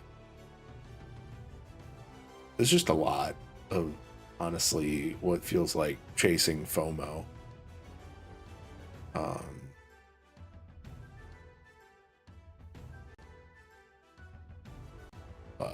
yeah, I don't know. Oh, hold on. Where the hell is my mouse? There we go.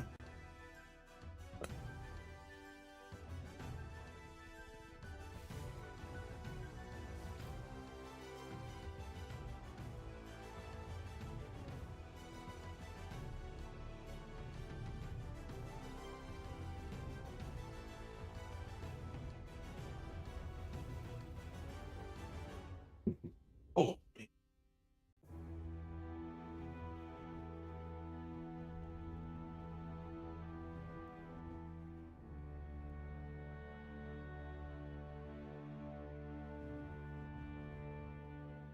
Oh, I was going to ask, what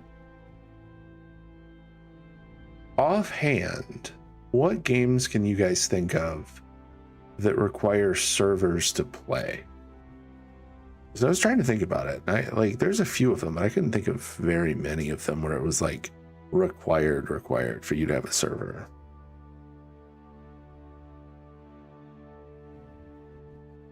It just makes it easier, I know, for like some of them.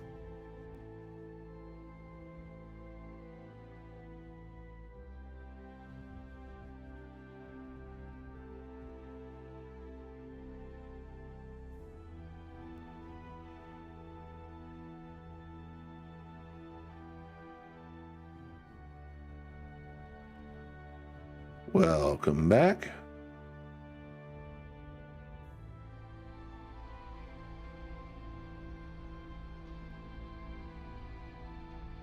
I'm really hoping it didn't break again.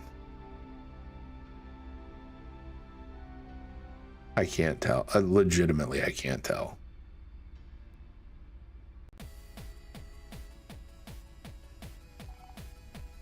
Oh, it's moving.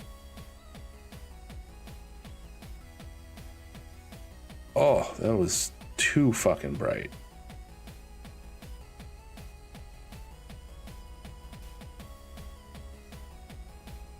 Oh yeah, we're under the Borg cube. Cool.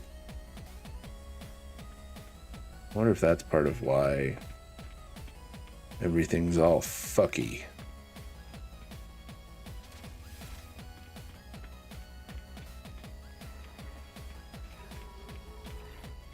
All right. Community turn. Alright. Copy the Basilisk Crown.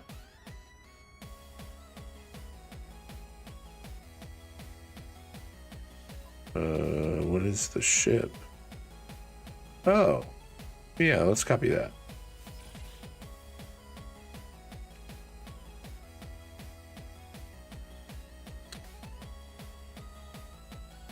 And we can leave all that in there. All right. Do we have to like take this stuff out?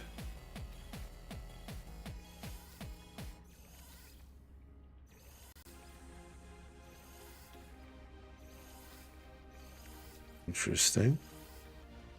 Dude, the pace at which old world herbs sell is insane. Really? Doing good flipping them, huh? No Plague Bloom on the market right now because it sells instantly. Interesting. I wonder what it's for.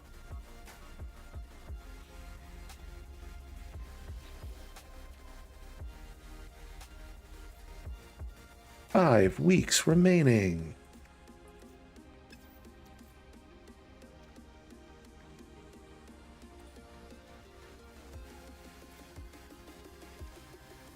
Alright, salvage data. Relic.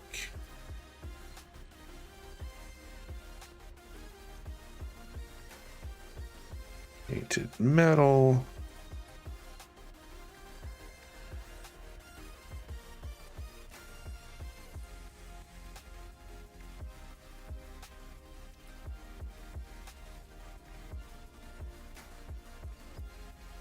Salvaged glass would be good to have.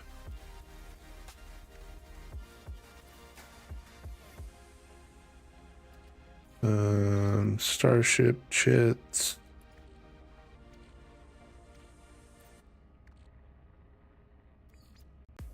Cargo bulkheads. What else we got?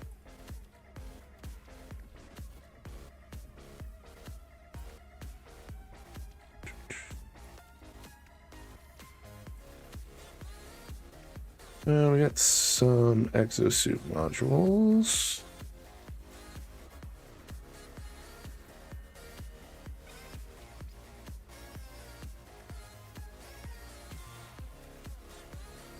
Oh, you know what?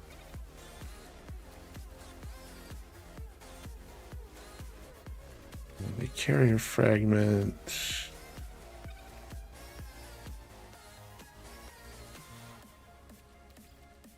And we. All right. And then.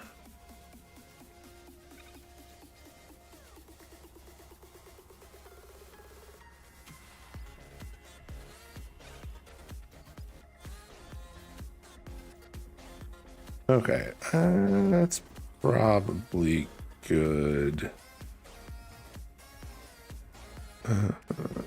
Oh, you know what? Throw those in there. Oh, shit.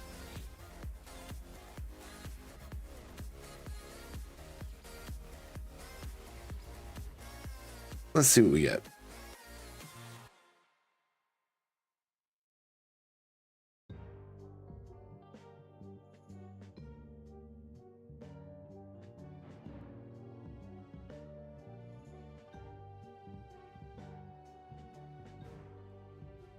Trying to think, Plague Bloom, I feel like is pretty easy to get.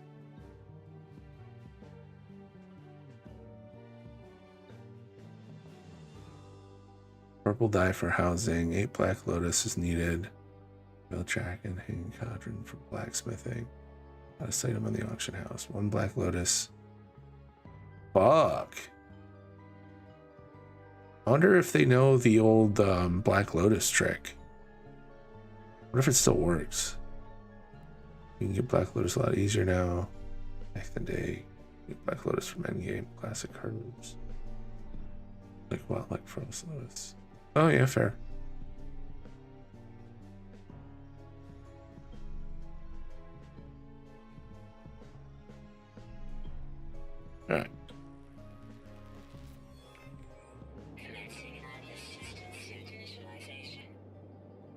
All right, let's see what we get. We underground? Life support systems activated. Lake Bloom, Tangled, Purr, Light Fly, Playground, Max Herding. Kinetic system online. Yeah, that's not bad at all. Not with a druid. It really seems like we're underground. We might not be underground, but damn, we're close to underground for sure. Dude, just let me move. Online.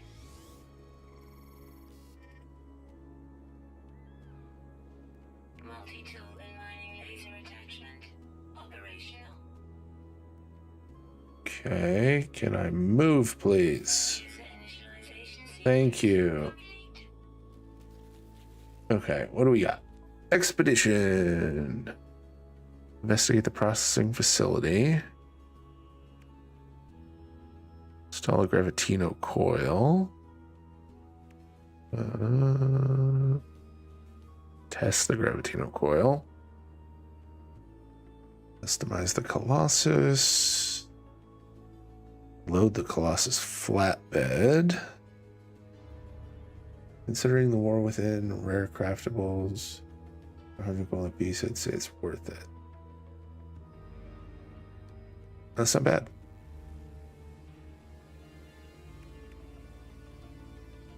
Sorted glitches. Toot toot gesture. Excavation blades. Burst fuel. Title. Orvax words, that's weird. Cyclops. Ooh, camouflage finish? Grass makes gold dye. Oh, neat. Rare creatures. An exocraft. Oh, okay. Like rocks with a. Okay. Is it an alien monolith? Chart the waypoints. Reach the waste heap.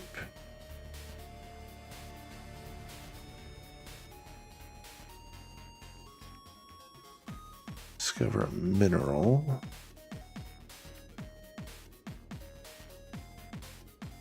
Okay. 8 sentinels.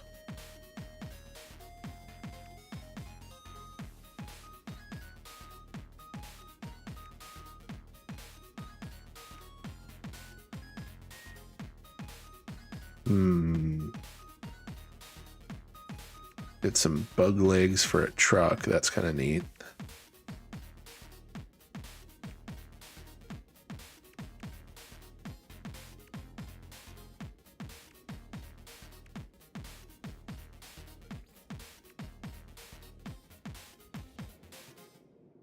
Okay. So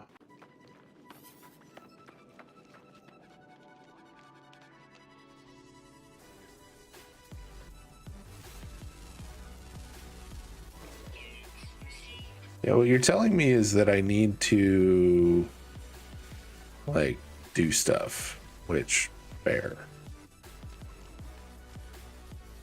I fucking hate this view.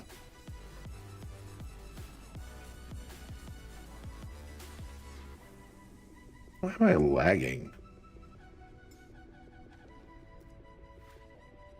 Oh, there we go.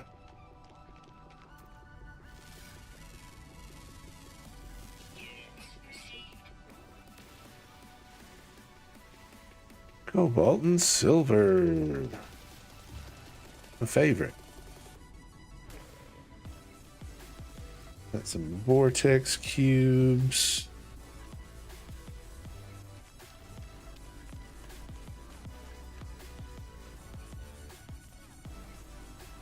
Yes, I am. I'm gonna be real with you, Clown. I do not remember what I said. I know I said something. I don't remember even remotely what the fuck it was. I imagine that was solid. But It's the best I got for you.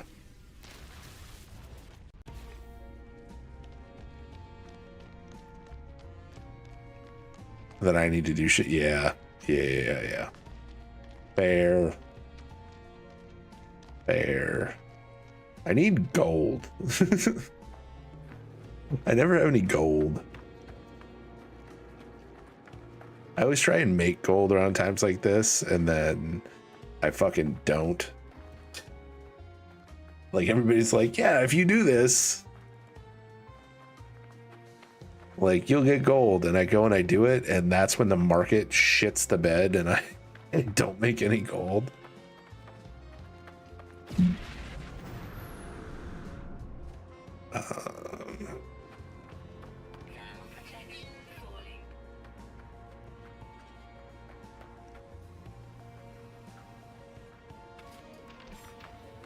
What is this? Plant control. Industrial remnant significant, waste widespread, geosphere heavy.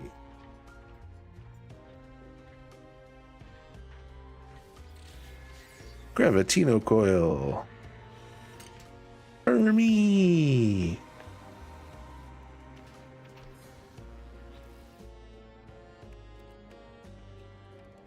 Oh, we actually like come equipped with a bunch of shit.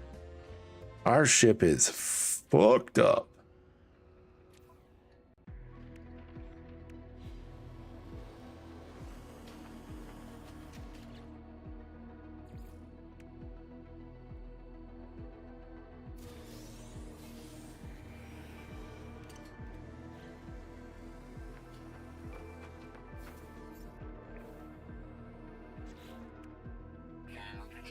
All right, what else do we need to do? We need to install the Gravitino coil.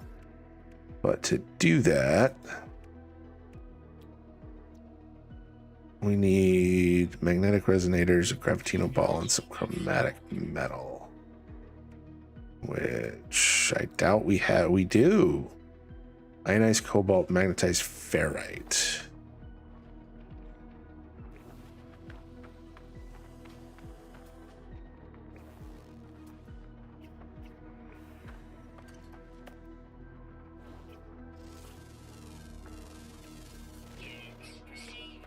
Okay, let's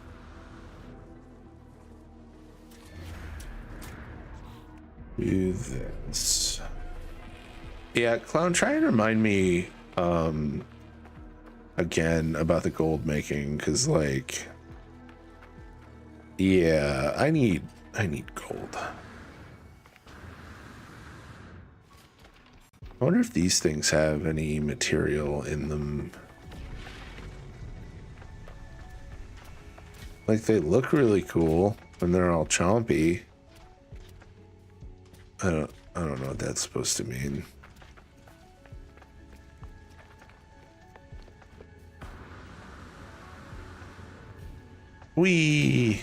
Oh God.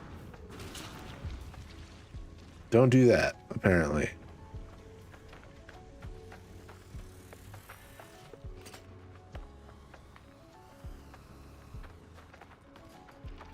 All right. Can we? That looks like carbon.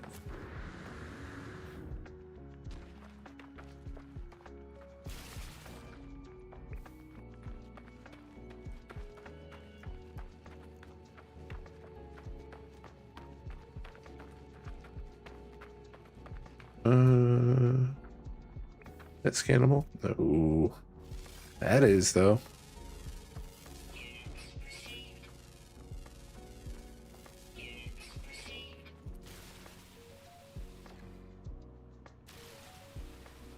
Pure ferrite fucking tree. Neat.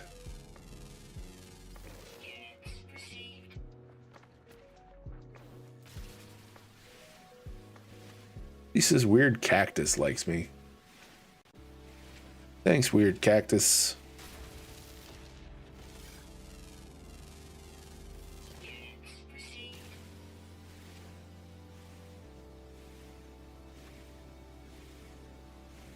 All right. Alright, we do need some ferrite.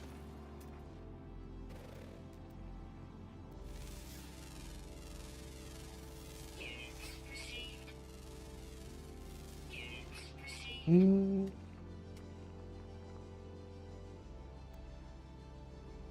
Interesting.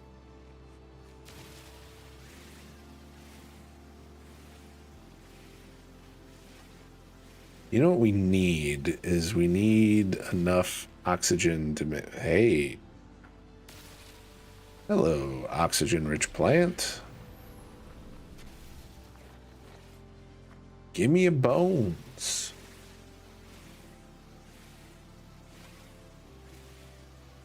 Thermal protection falling.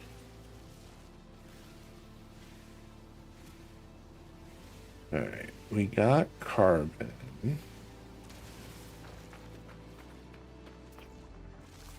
Hello, random rolling balls.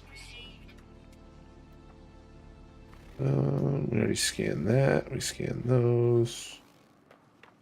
What's in these? Ferrite dust. We need that shit. I'll take it.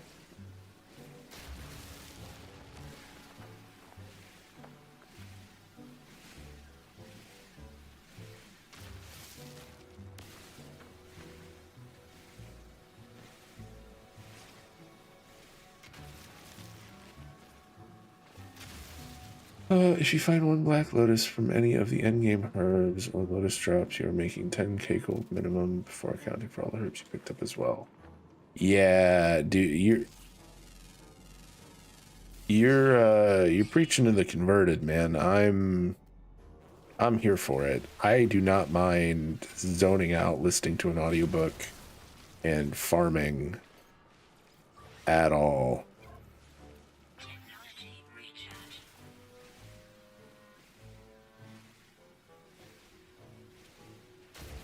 But I just know that the more I've done stuff like that, that's exactly when the market just shits the bed.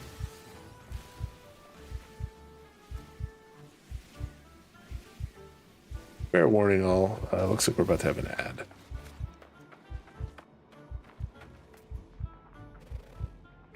Hey, Gravitino balls. I'll take them.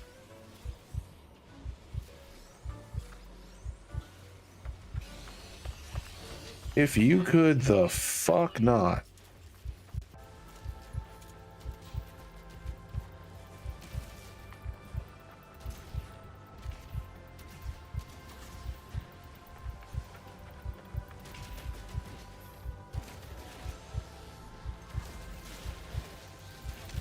If you could also, the fuck not. That would be super. Hey. I'll take an oxygen-rich plant. Technology recharge.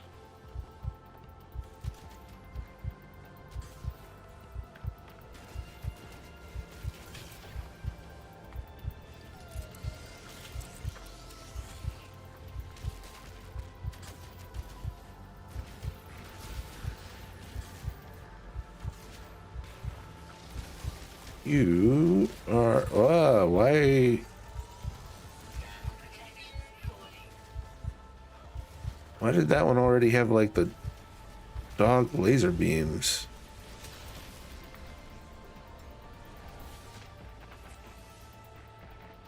I'm sorry.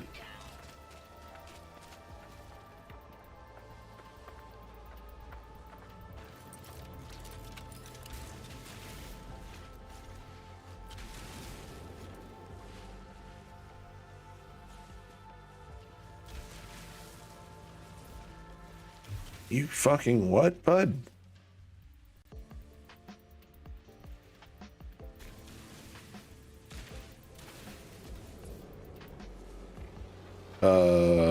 Excuse me?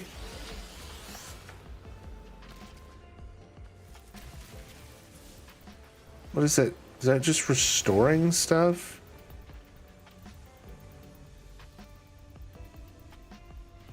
Alright. Welcome back, everybody.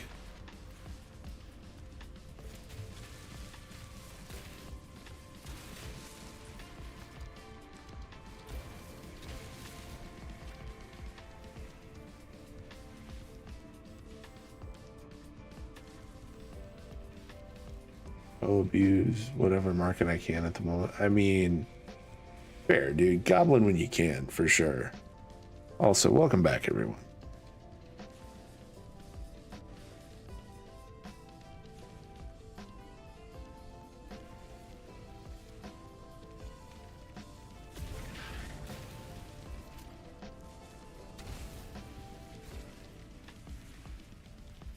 Oh, that's where I came in.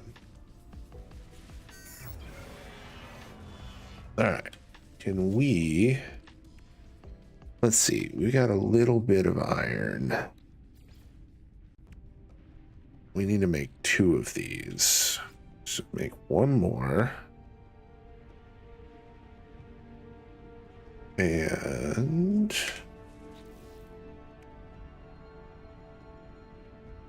we do not have a portable converter. Cool. What do we need for the Gravitino thing?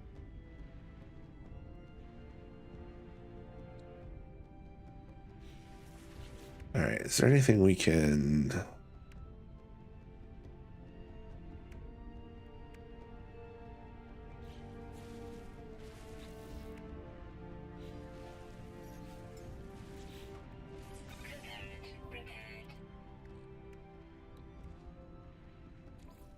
All right, it wants fuel.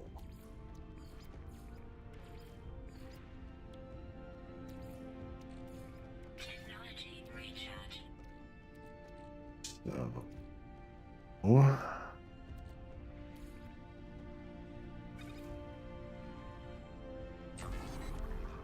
that'll get me the cobalt.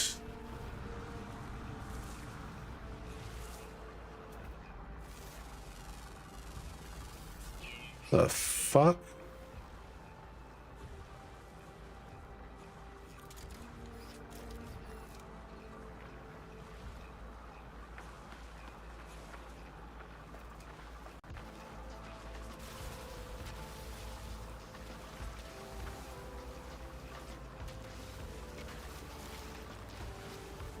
What is that over there?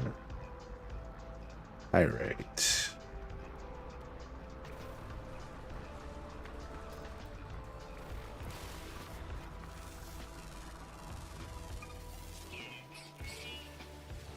And another unidentified plant. Dude.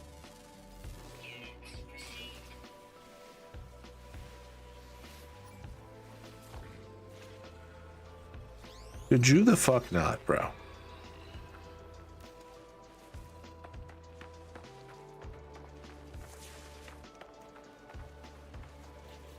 Alright, what did we need for the multi-tool? Gravitino ball. We need 50 chromatic metal and resonators. Resonators need 40. Okay. I'm sure this isn't done. It is done. It is done? Okay.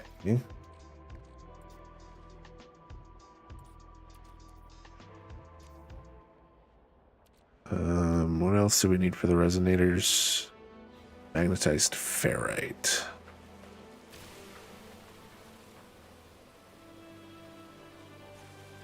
It'd be nice if we could make the fucking... no, of course we can't. That would be too easy.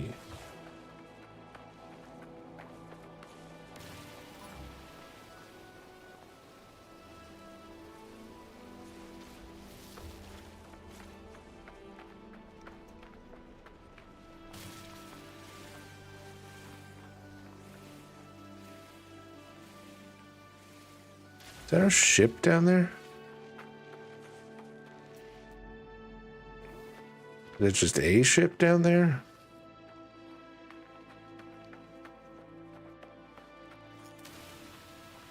I honestly can't tell at the moment.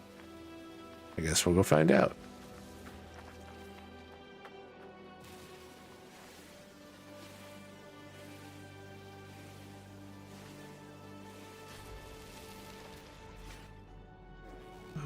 rescan these? We did.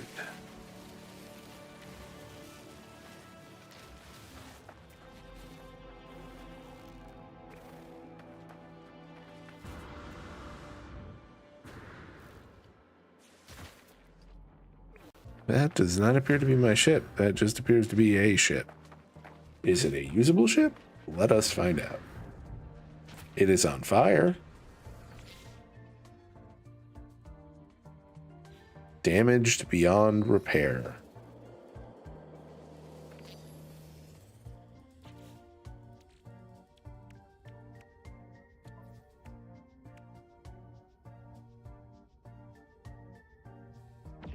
Seek an alternative route off planet.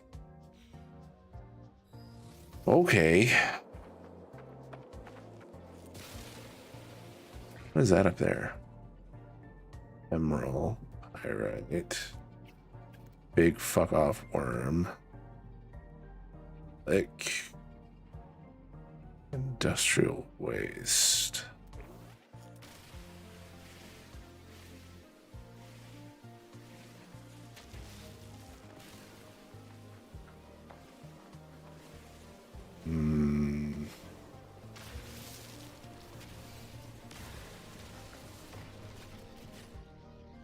All right, we do this. We do.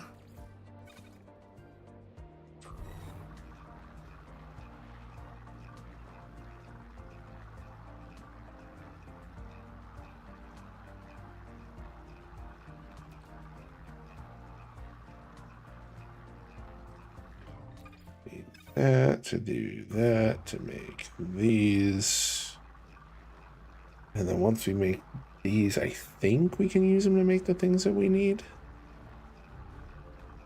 and then I think we need more cobalt.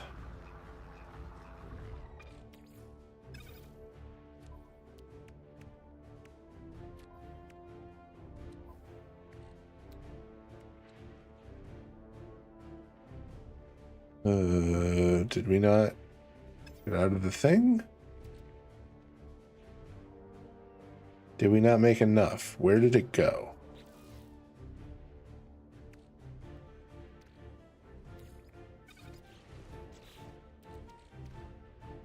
I'm not crazy, right? I did definitely just make like fucking ferrite. Oh, I put it back in the hopper. Okay. Also from the beta, unless they change something, Freshy wraps are still going to be best in slot till 90. I mean, yeah, that's pretty expected. Like, they'll change something a week or two in, typically. How many did I need? 3?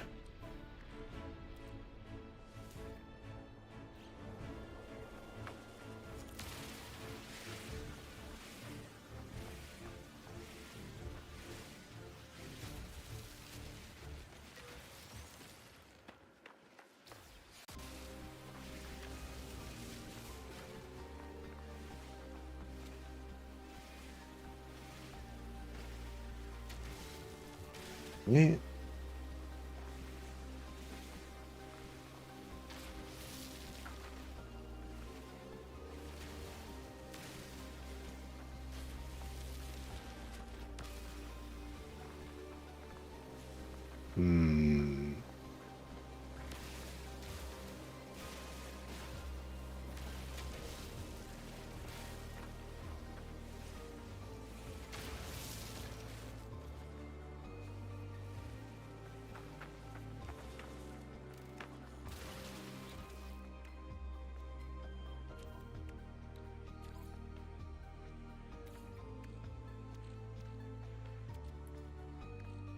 We're going to pop all this in here.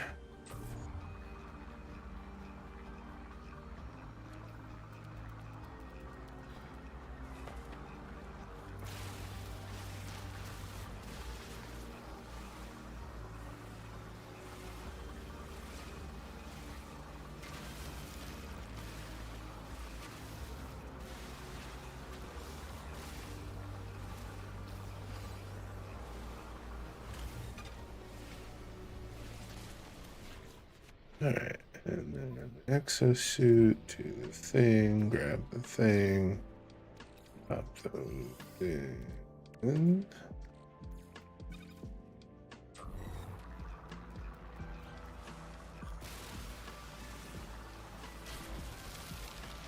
Nice.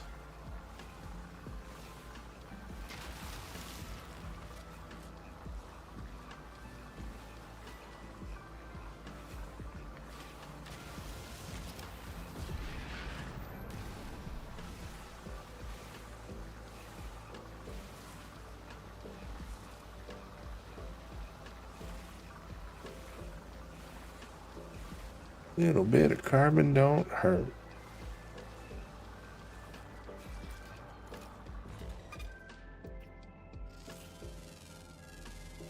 Students received.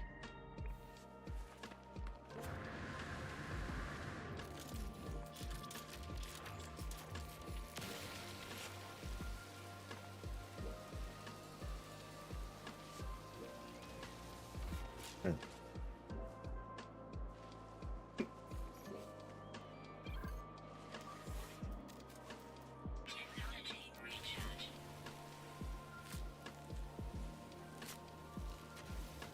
Nice. Hmm.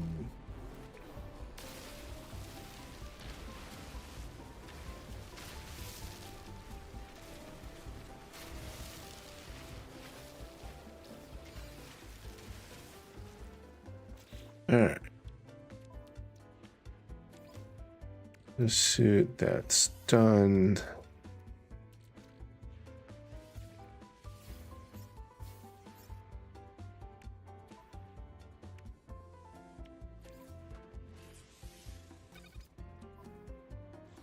I know for a fact I just saw a pile of emerald. Yeah, there we go.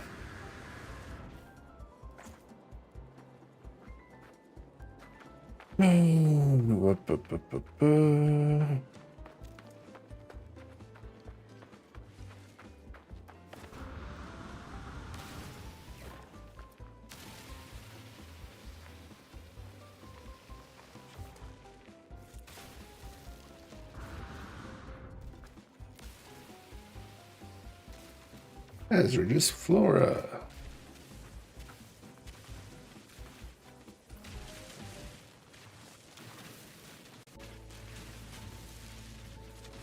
But it's so pretty.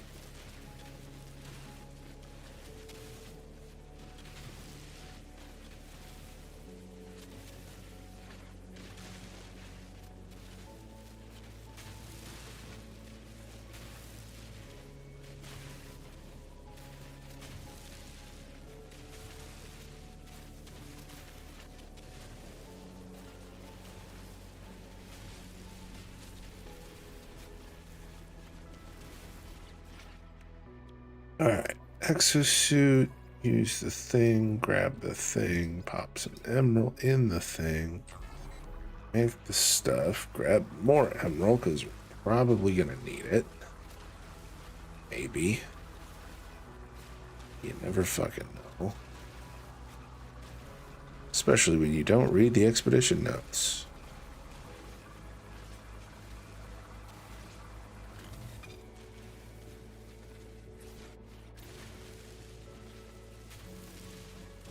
Well, there goes 50,000 gold on the market in Black Lotus. Nice. That's what you sold, or that's estimated value of what you might get?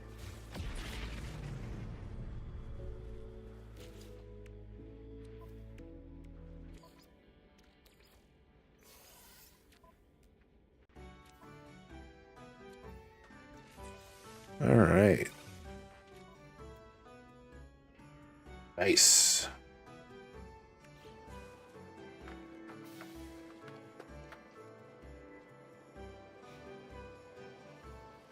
All right. Yeah, magnetic personality.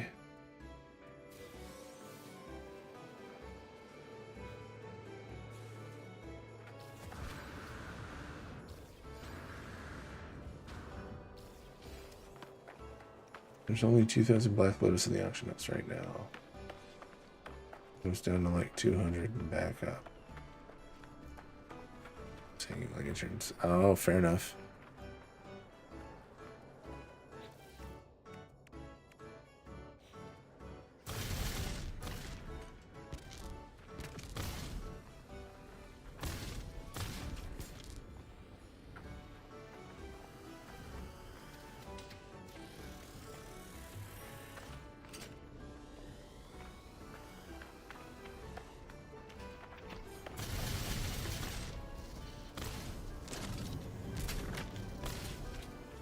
How do I...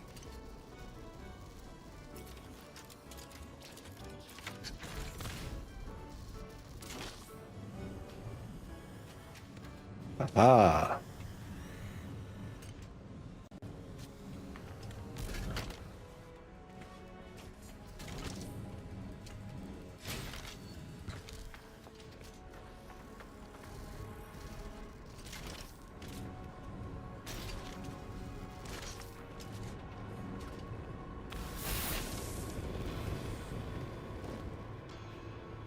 Oh.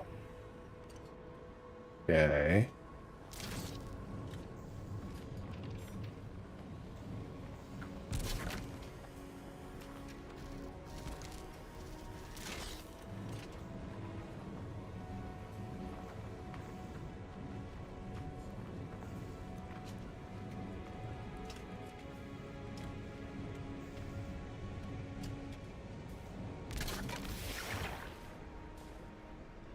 Deposit rejected.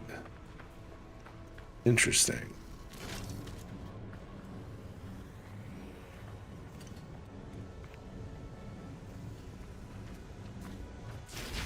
Ground protection falling.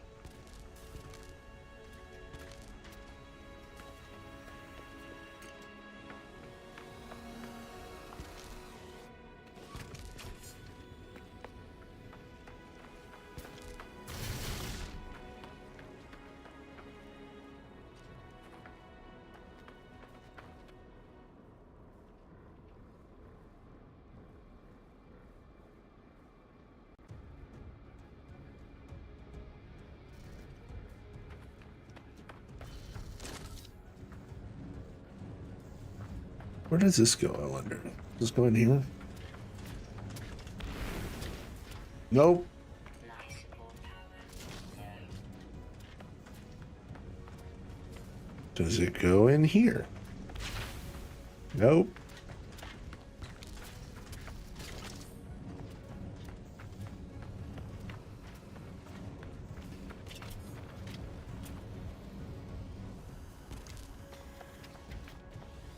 Temperature levels stabilizing.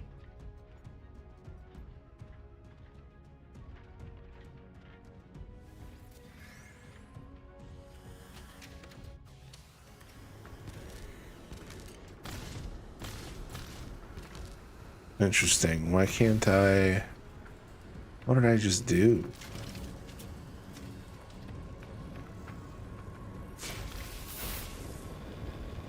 Okay.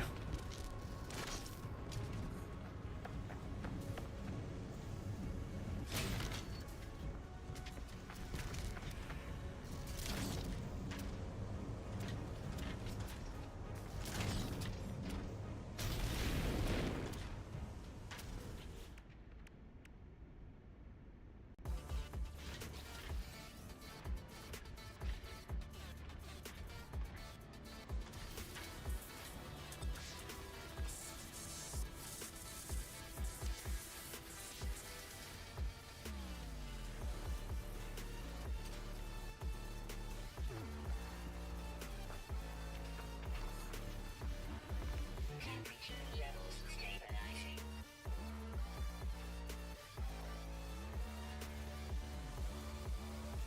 Alright, I definitely need to read what the fuck we're supposed to do. Outfit a Colossus, transport, process industrial waste.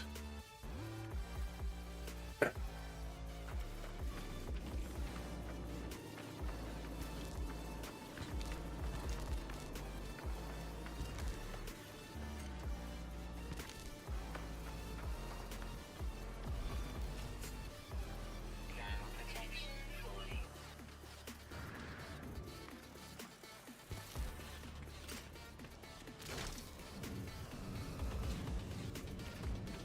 What happens if I put this in here, I wonder? Will it grab it?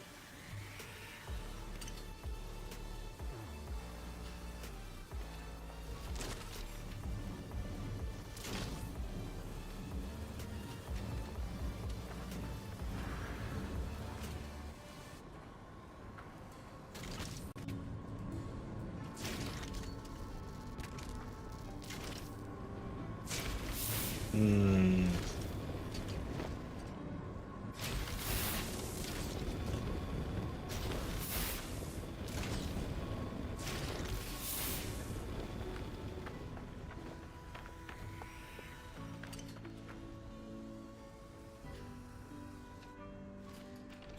Interesting.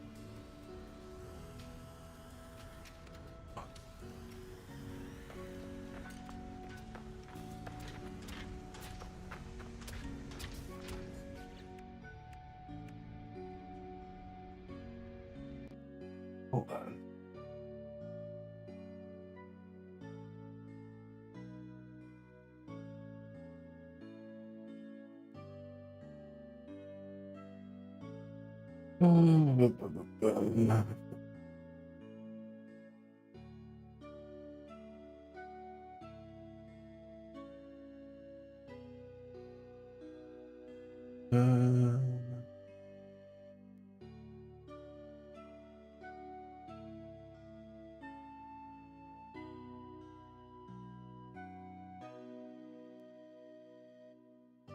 This processing plant interact with plant controls. Interact with the beacon.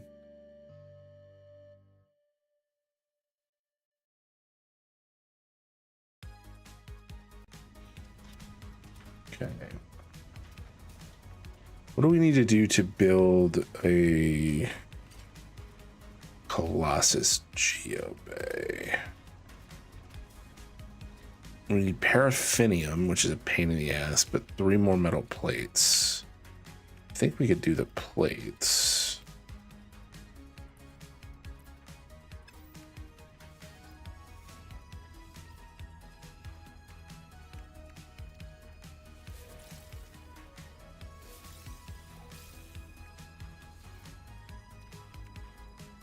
Okay. Technology recharge. Hmm.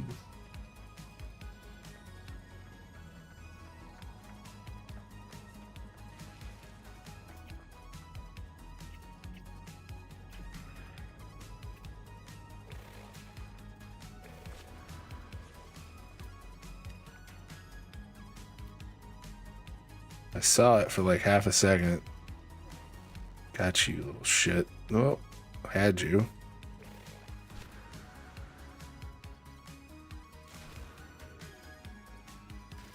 Where the fuck did it go? There it is. Units received.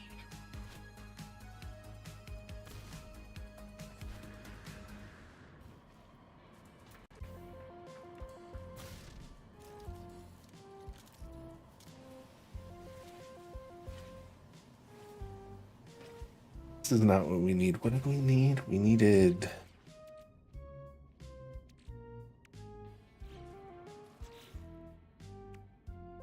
paraffinium.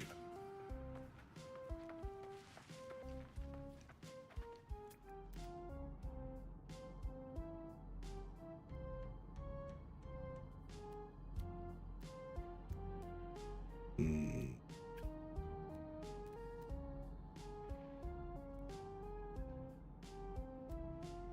Thermal protection falling. Yeah.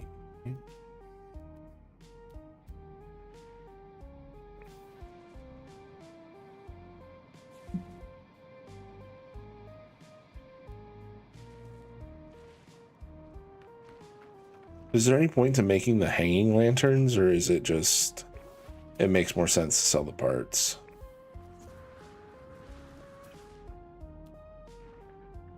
Because I figured it'd be worthwhile to get the wood while you're doing stuff, but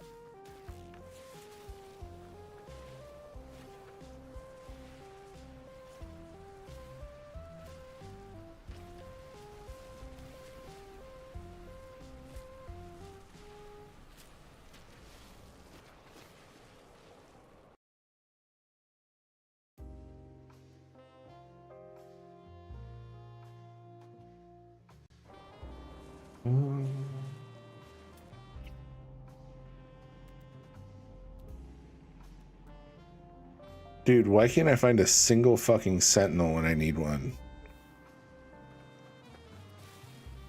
Didn't need one, there's 300. Need one, there's none.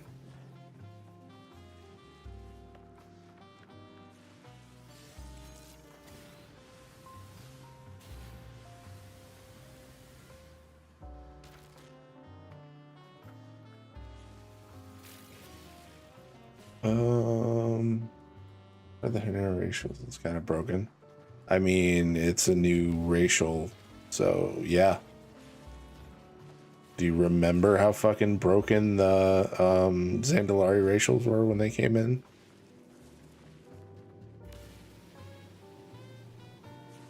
Like, one of them just basically granted immortality.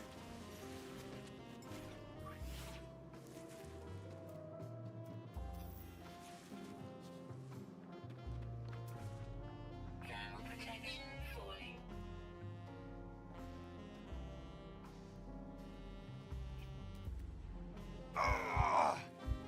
Hmm.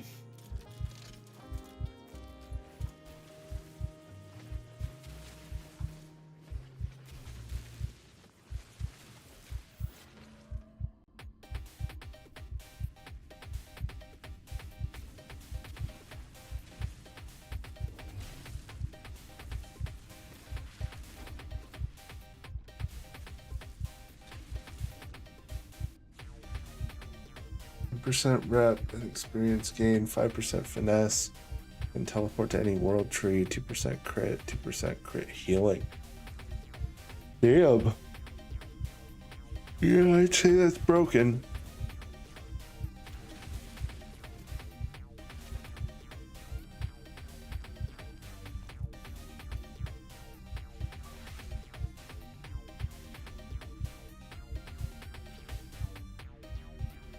Alright. There's something I missed.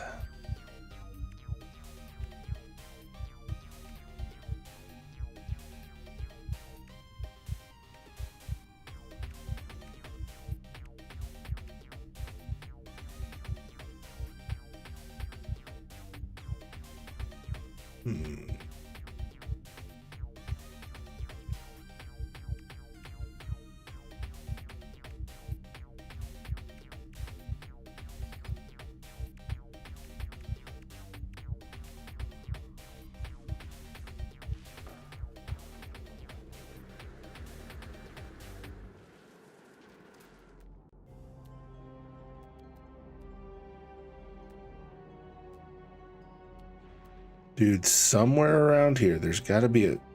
Oh my god, why am I so fucking tired all of a sudden? Dude, I am dying right now.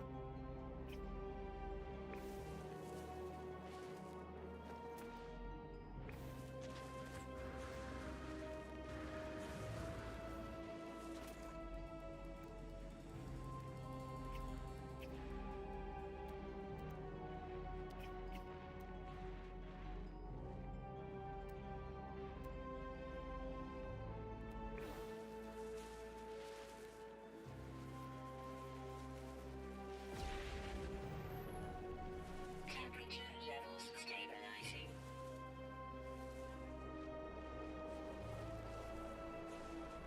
Welcome back, everybody.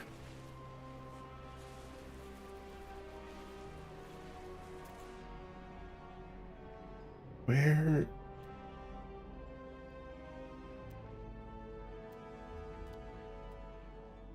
Oh, hello. What do you got, random pilot?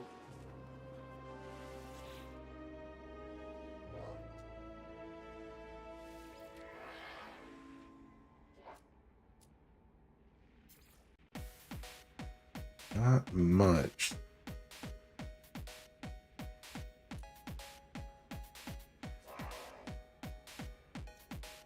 Got some Gravitino ball that I could sell.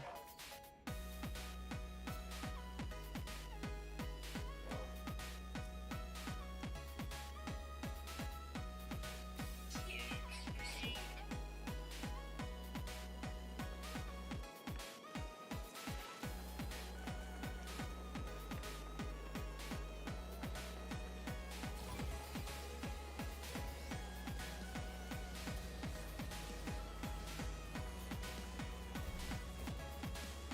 Hmm.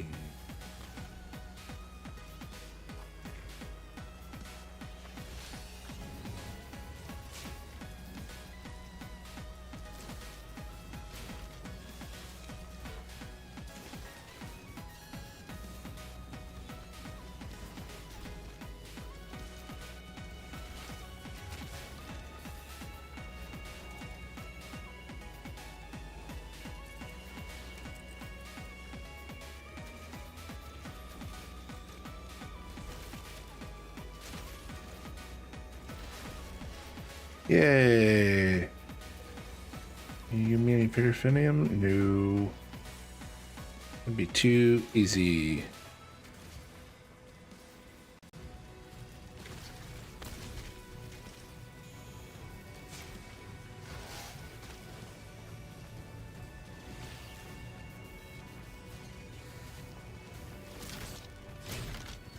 Fuck you. Fuck you. Fuck you. Yoink.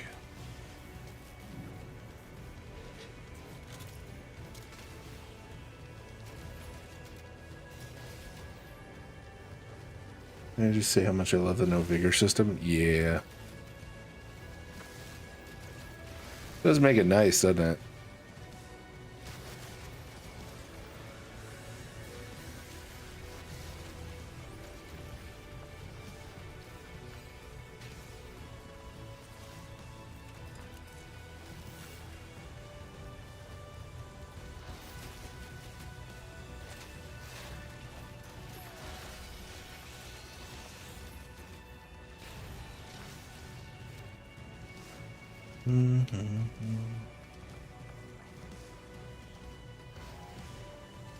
Yeah, I mean, I honestly, I think half the time I just switch to steady flight for herbing. Because even with no vigor, I find that I'm just grounded a lot.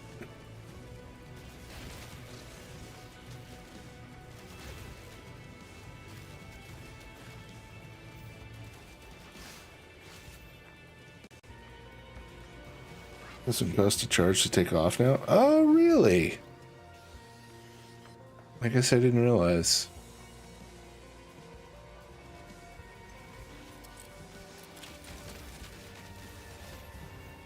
Yeah.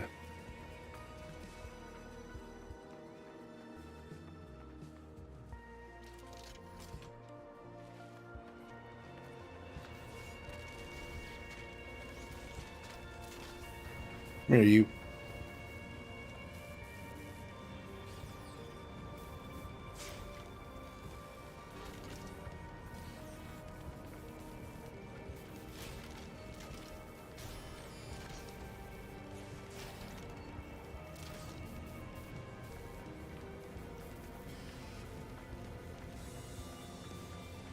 Alright, where the fuck was the thing? It was like up here somewhere, right?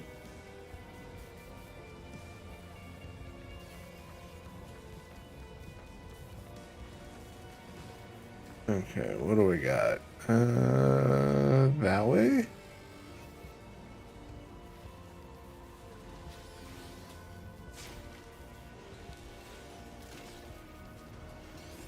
Yoink.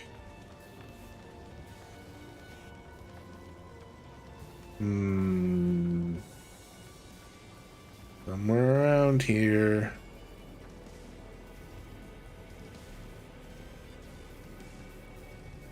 Down here? Over this ridge? Dude, I don't know. Active sentinel pursuit. Ooh. Ooh, no.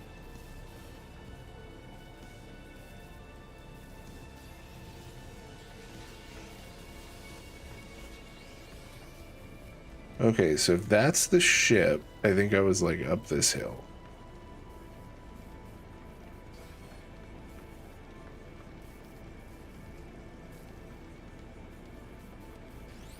Yeah, time to traumatize this robot.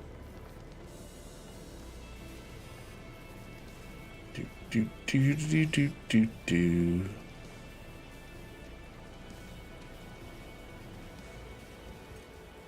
Do you desire the wood chipper?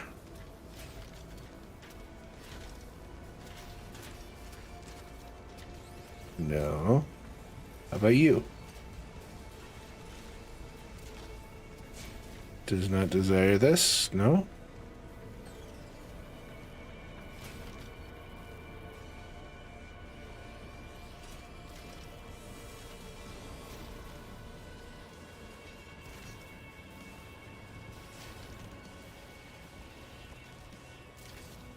Hmm.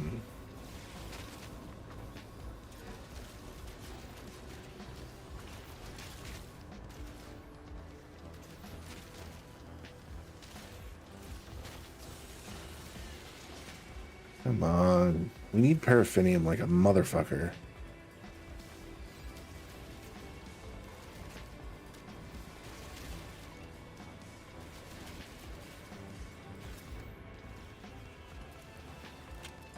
I think we're fully out of ammo, right?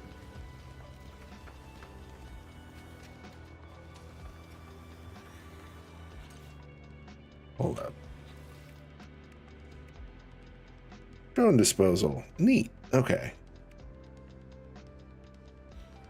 Forcefully reorient. Okay.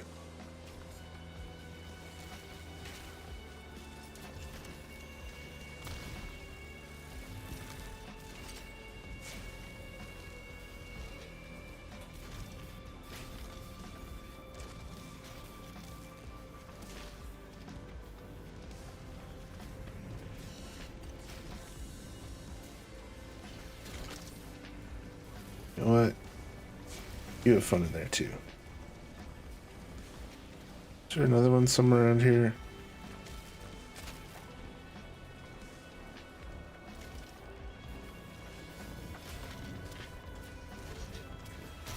In the fucking wood chipper.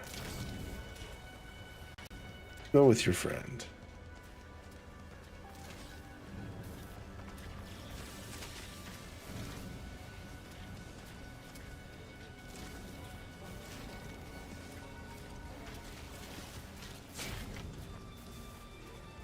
Hmm.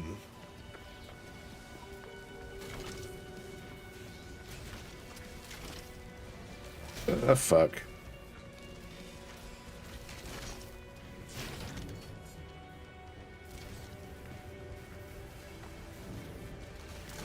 Okay. Let's see how many more we need. Oh, we did it. Okay. So that gives us multi-tool parts. That also gives us pulse spitter upgrades.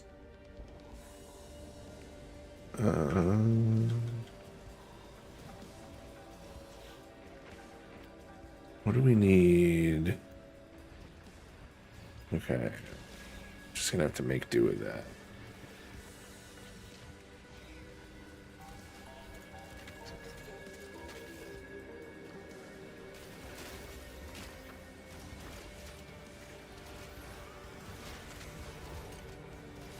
Boop.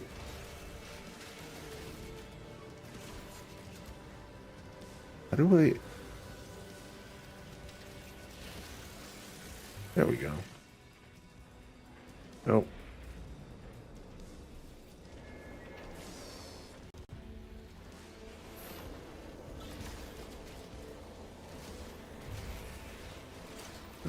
Fields.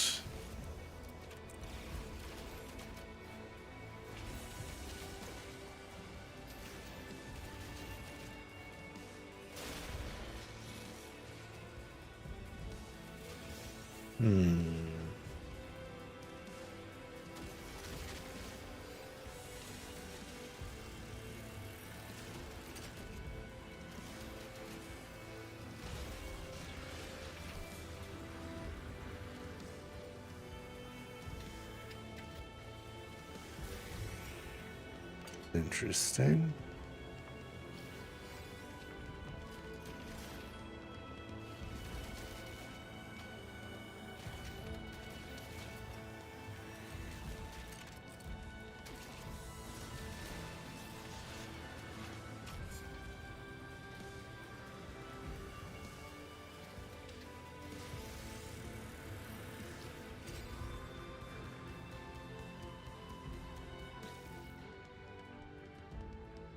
Okay, we need.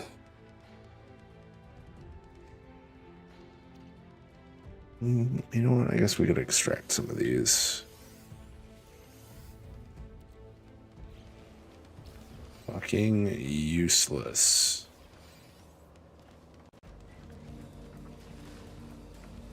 Critical damage taken.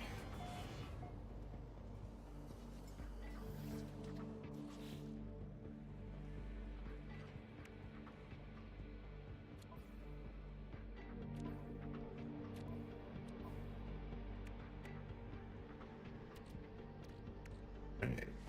We.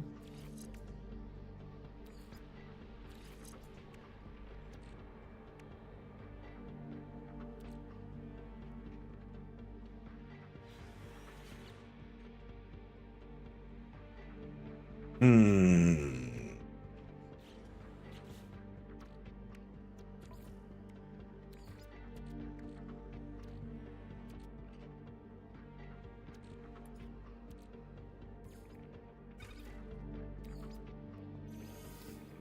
Helium goes straight to nanite.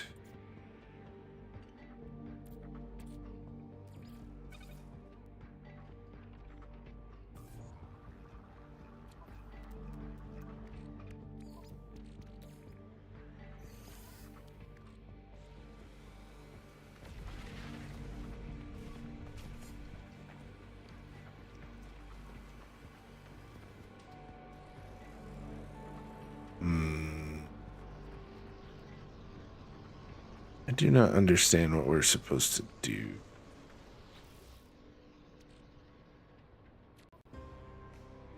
Because it wants me to build this, right? Like it wants me to build this geobay. But I don't have the paraffinium to make the geobay. And I don't think paraffinium just exists. Okay. Is it in one of these? No. No. No. All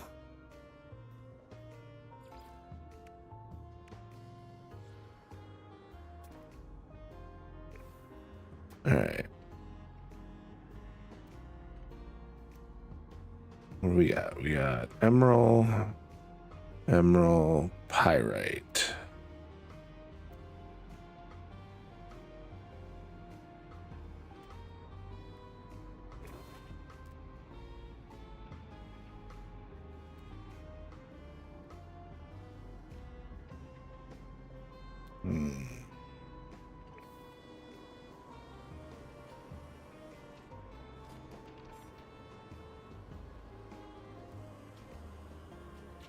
You know, the big problem with them doing it like this is that now I have to go travel to a broken thing to do anything.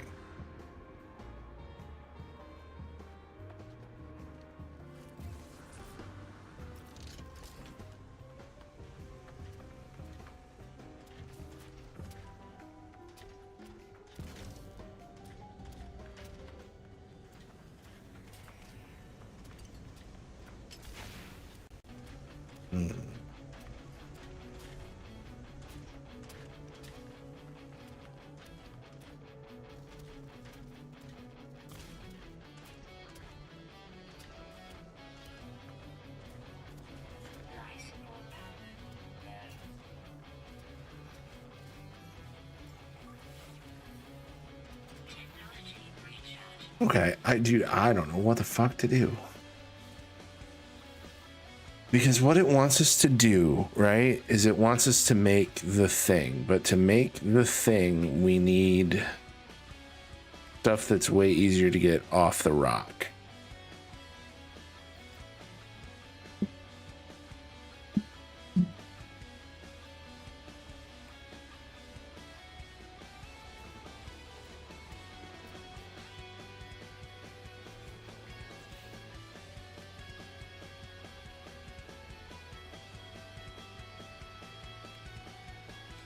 Paraffinium. Can we make paraffinium? Is that maybe silver?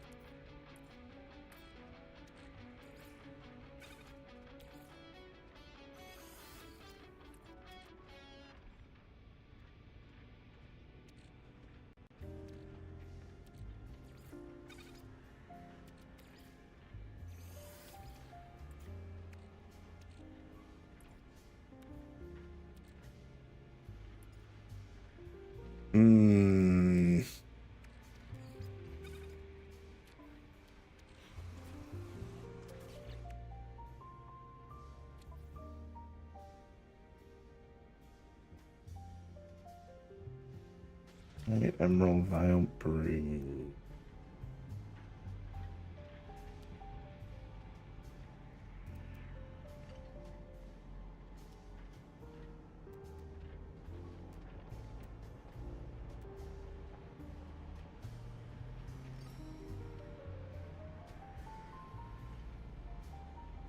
Thermal protection falling. Let's go to this one. It's closer.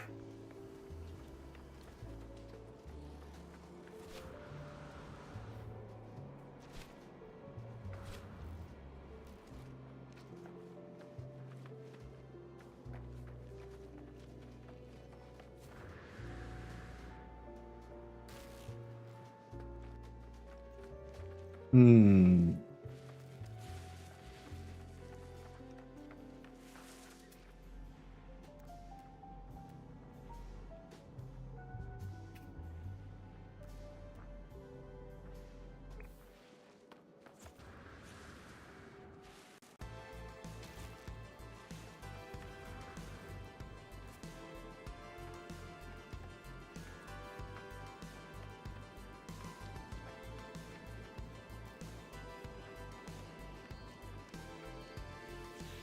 All right, let's get.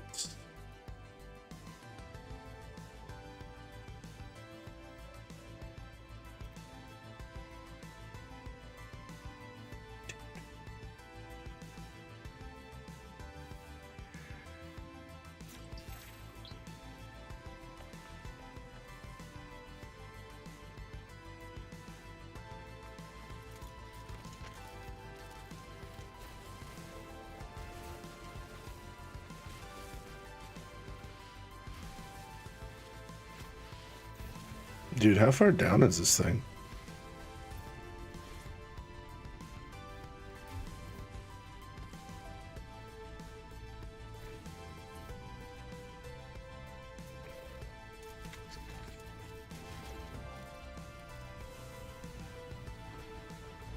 Hmm.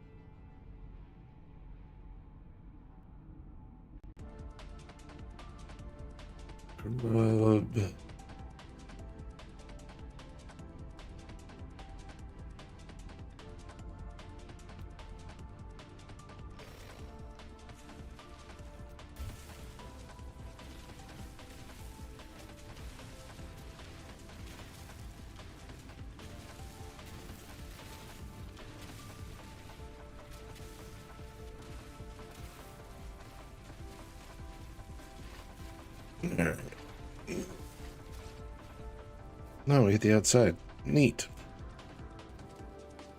Does it? Dude, it's been so long since I've seen any of that, I wouldn't know.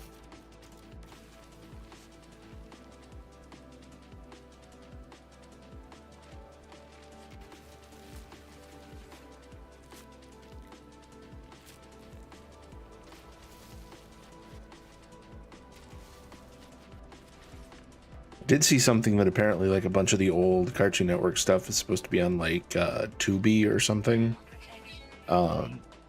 because of basically I think it was like Warner Brothers or somebody like fucked around with a different deal, so they didn't get a chance to actually like re-up the stuff, like the IP, so they bought the rights.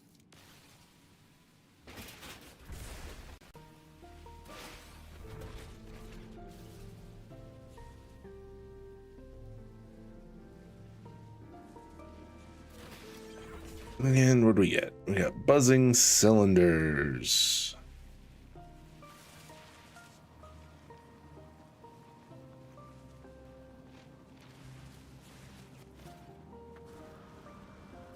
Just want paraffinium, dude. Like, come on now. How the fuck do I get paraffinium?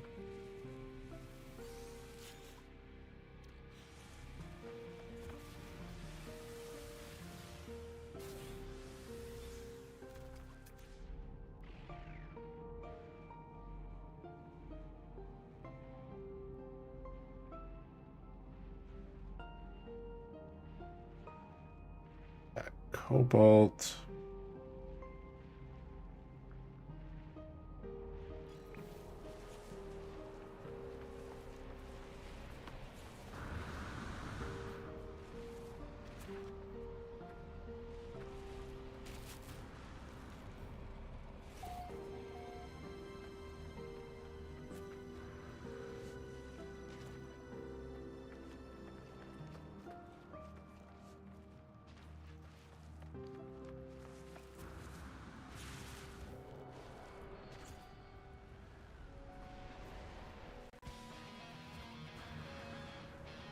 All right. Ooh. Did we scan that one?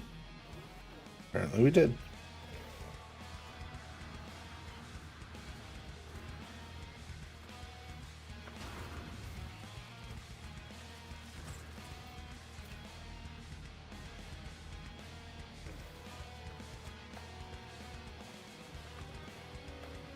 Damn, I was kind of hoping for something we could actually, like, use.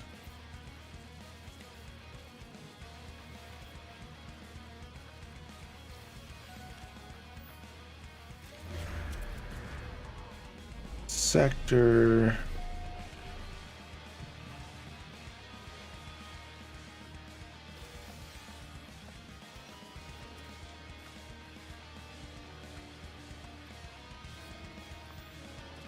Temperature levels stabilizing.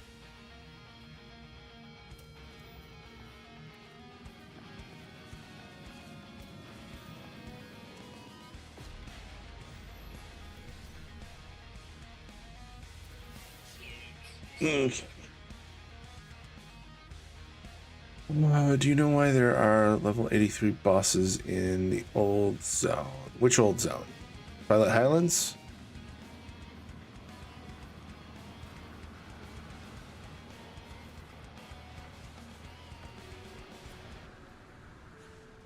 Be more specific, my friend.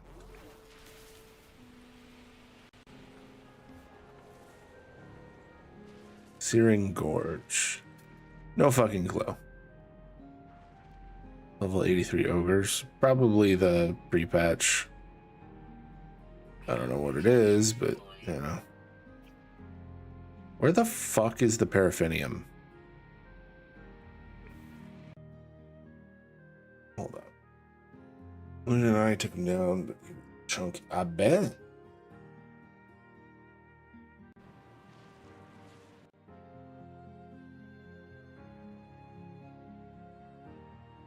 The oxygen, 100 emerald, 50 pyrite.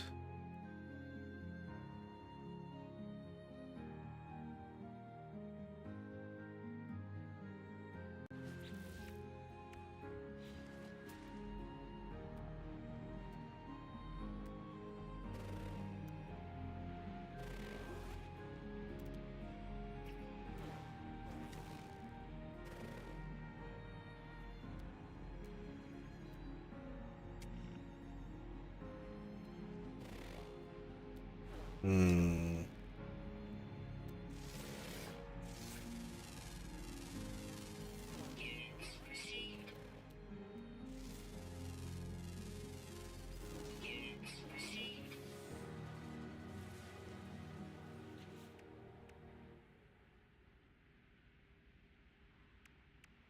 Bitter.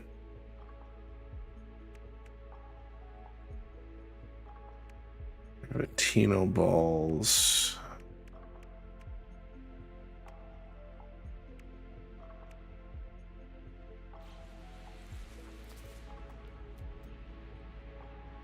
No.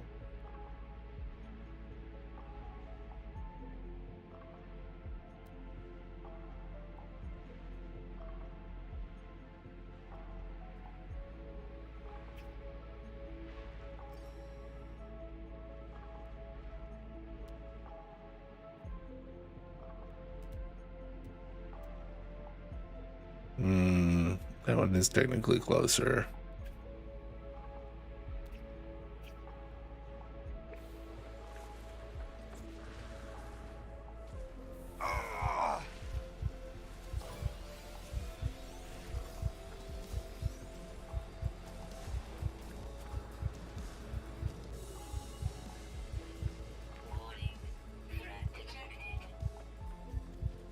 According to Wowhead, nobody knows what he's for.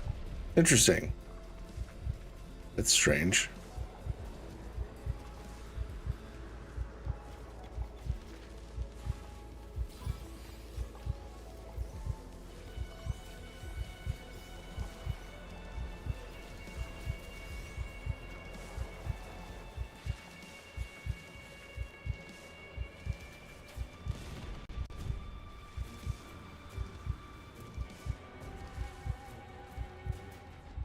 He did come out during the pre-patch. Neat.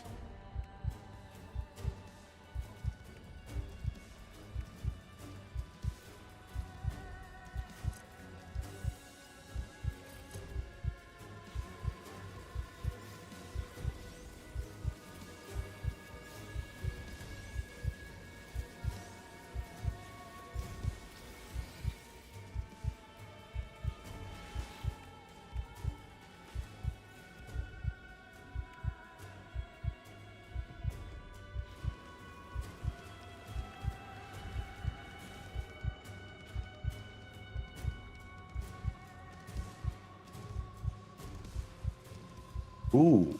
Crushing blows a target for 50% of their HP. Granted, not so easy to see him back up. Yeah, dude. Damn.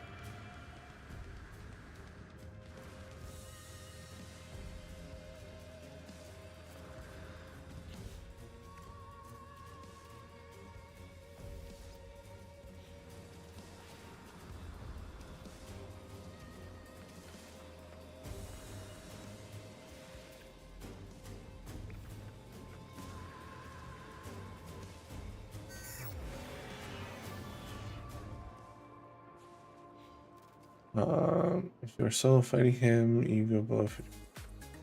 Interesting. Good to know. Only solo him if I feel like being spicy. Got it.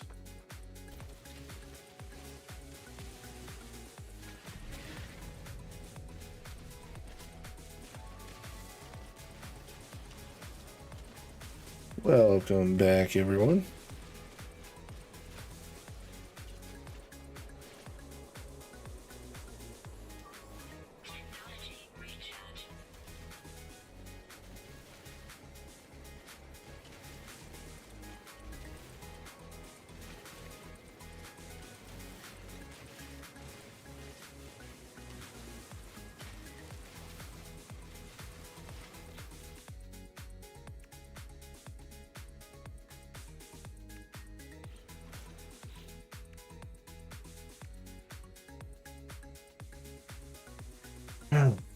Um,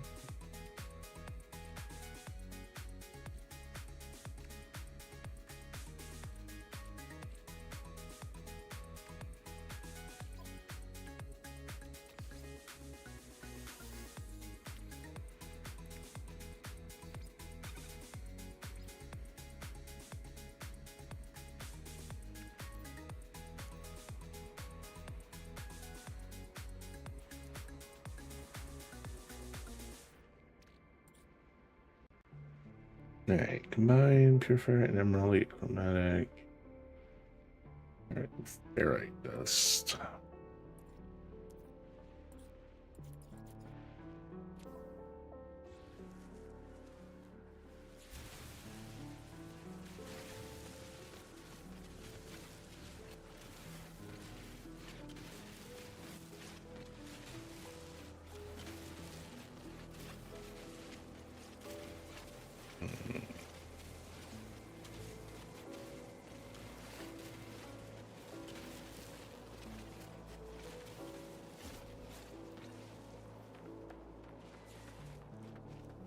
Alright.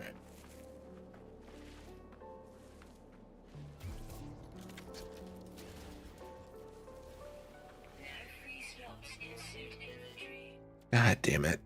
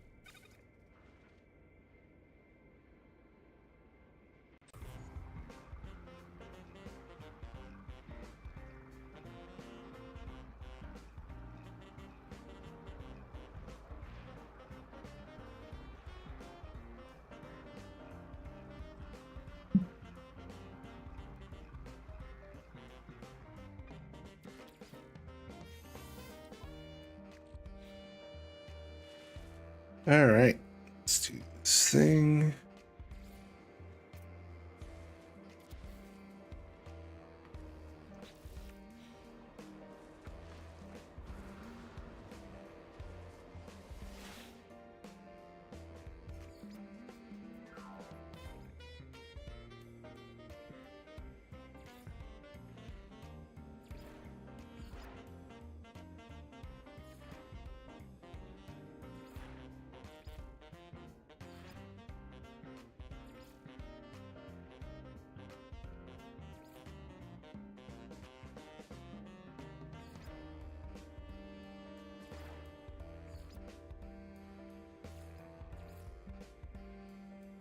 Oh, interesting.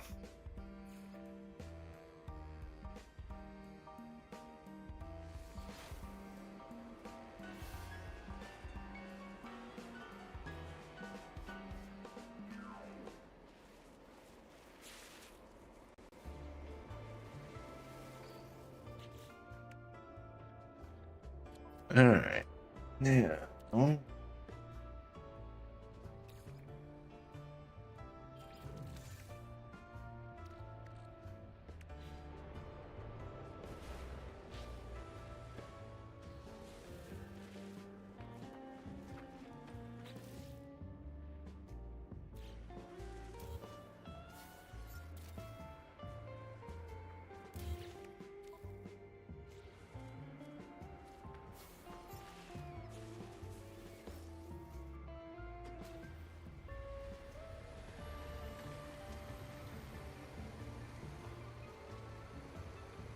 Over and say hi to the landed pilot. Maybe we can trade him some shit. Fuck, maybe we can buy his ship.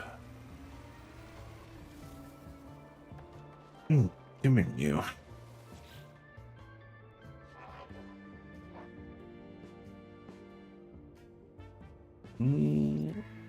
Trade. I don't want those.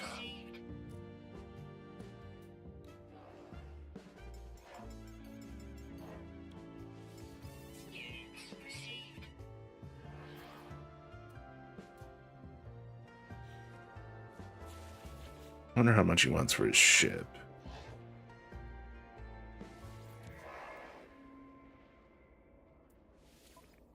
More than I got.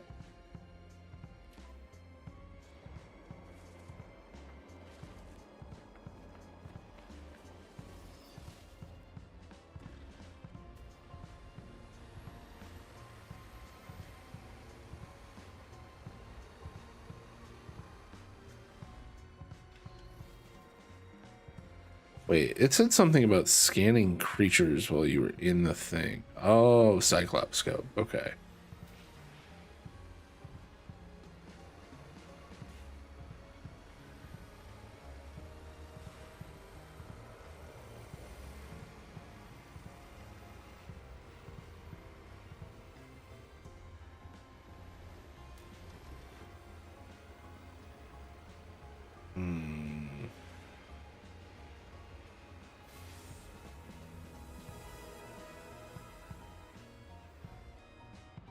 Okay.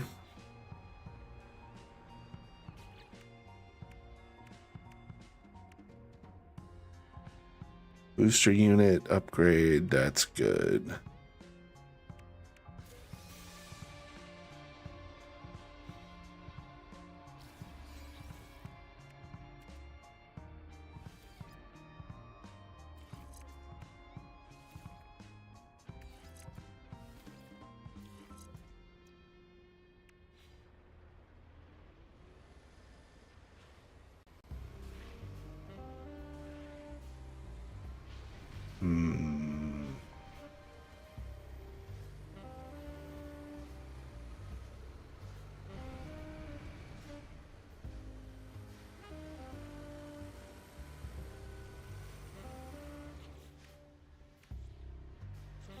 What else do we need to do? We've got assortment of cakes and some Corvex words.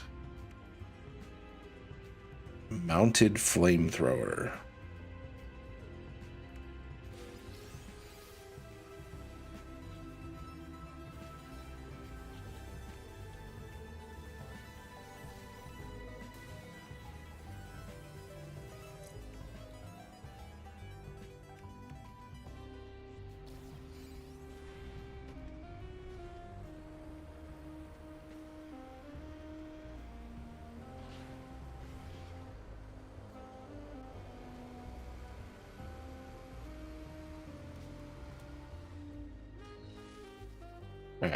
can we...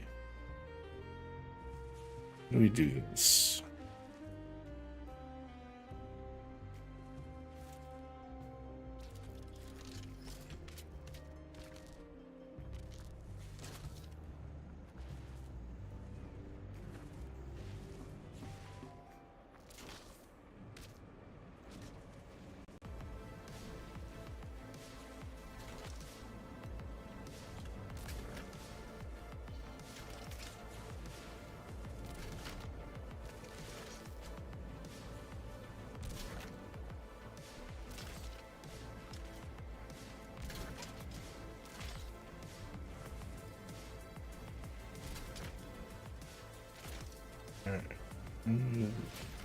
Oh, yeah.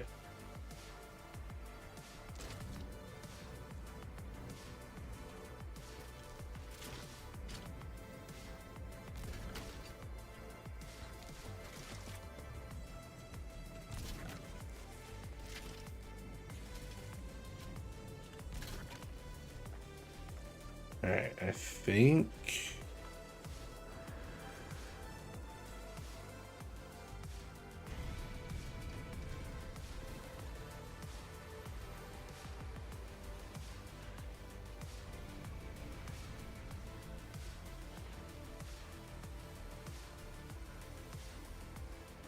Are we going the right way?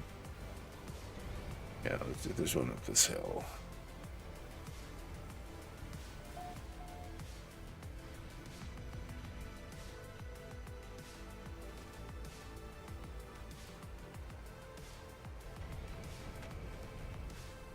Whoop.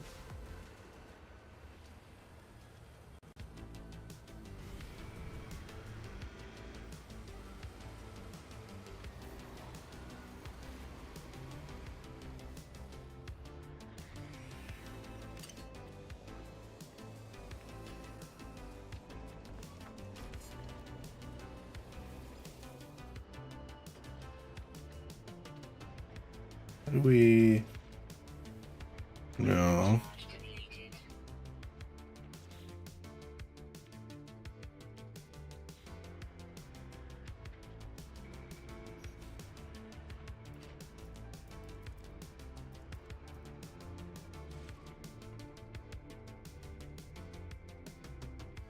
Hmm. Weapon charge depleted.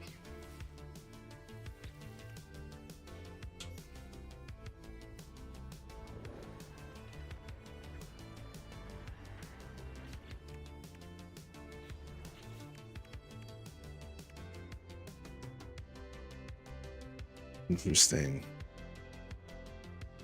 Collide with fauna.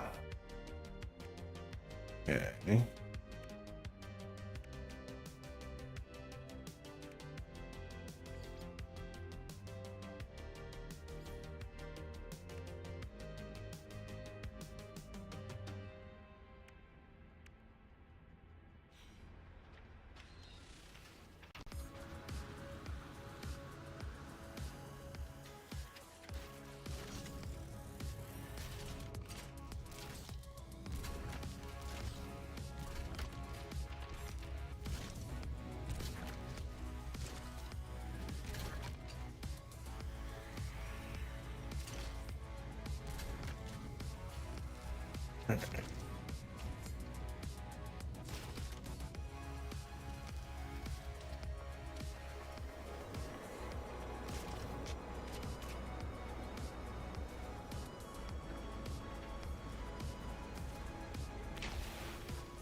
Incorrect material type.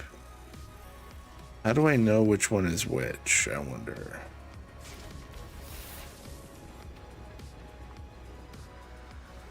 Life support power.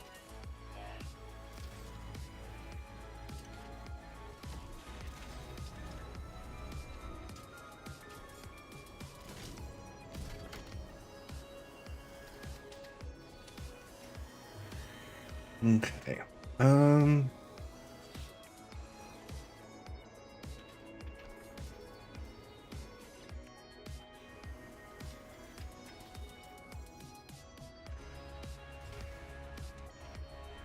Weapon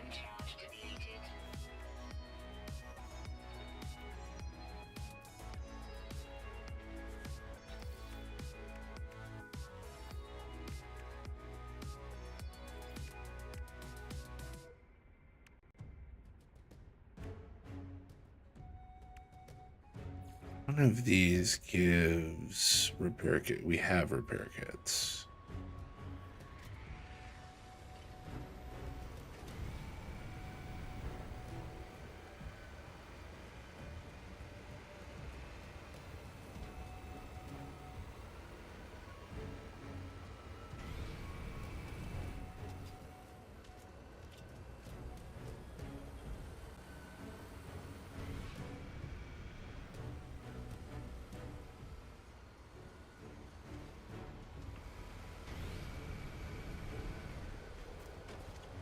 All right.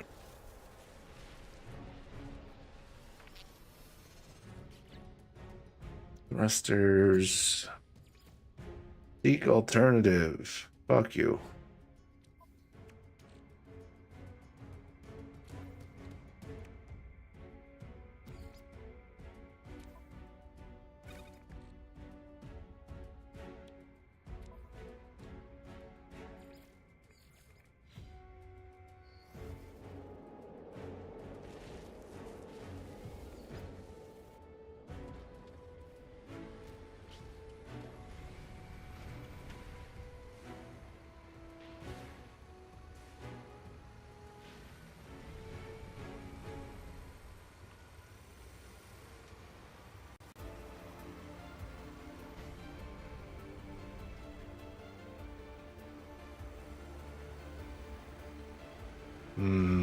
Yeah, I have no fucking clue what to do, y'all.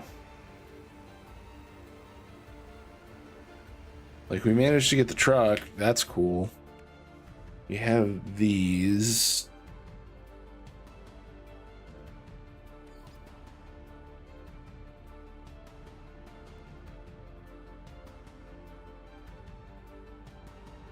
Oh.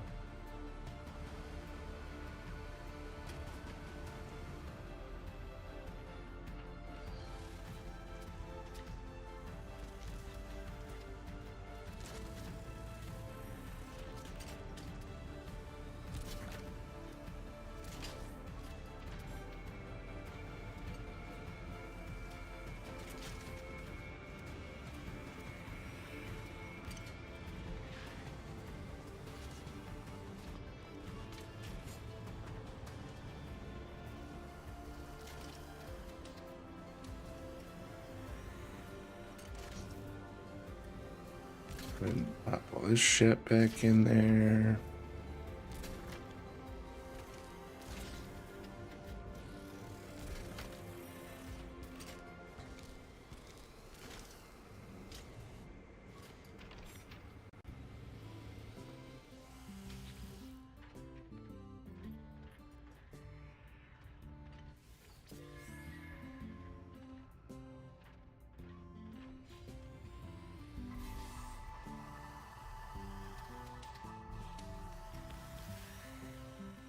Okay.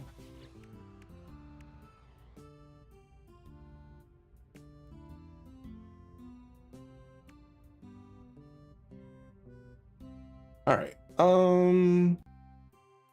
It's late. I am exhausted. I don't know why. Let's see who is doing stuff. You know what? Bo doing stuff right now? Let's go say hi to Bo. All right, we're gonna do that.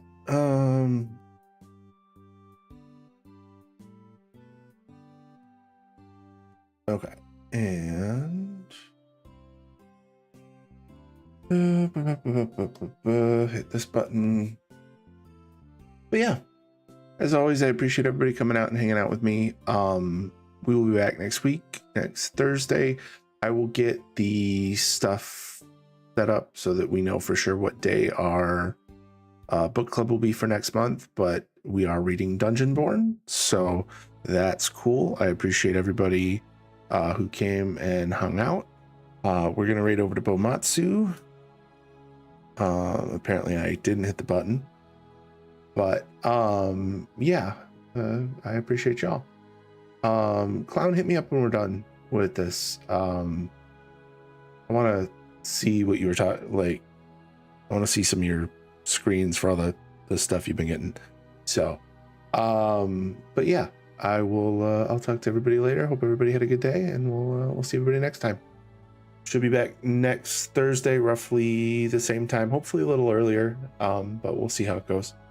And as always, take care of each other. Bye, everybody.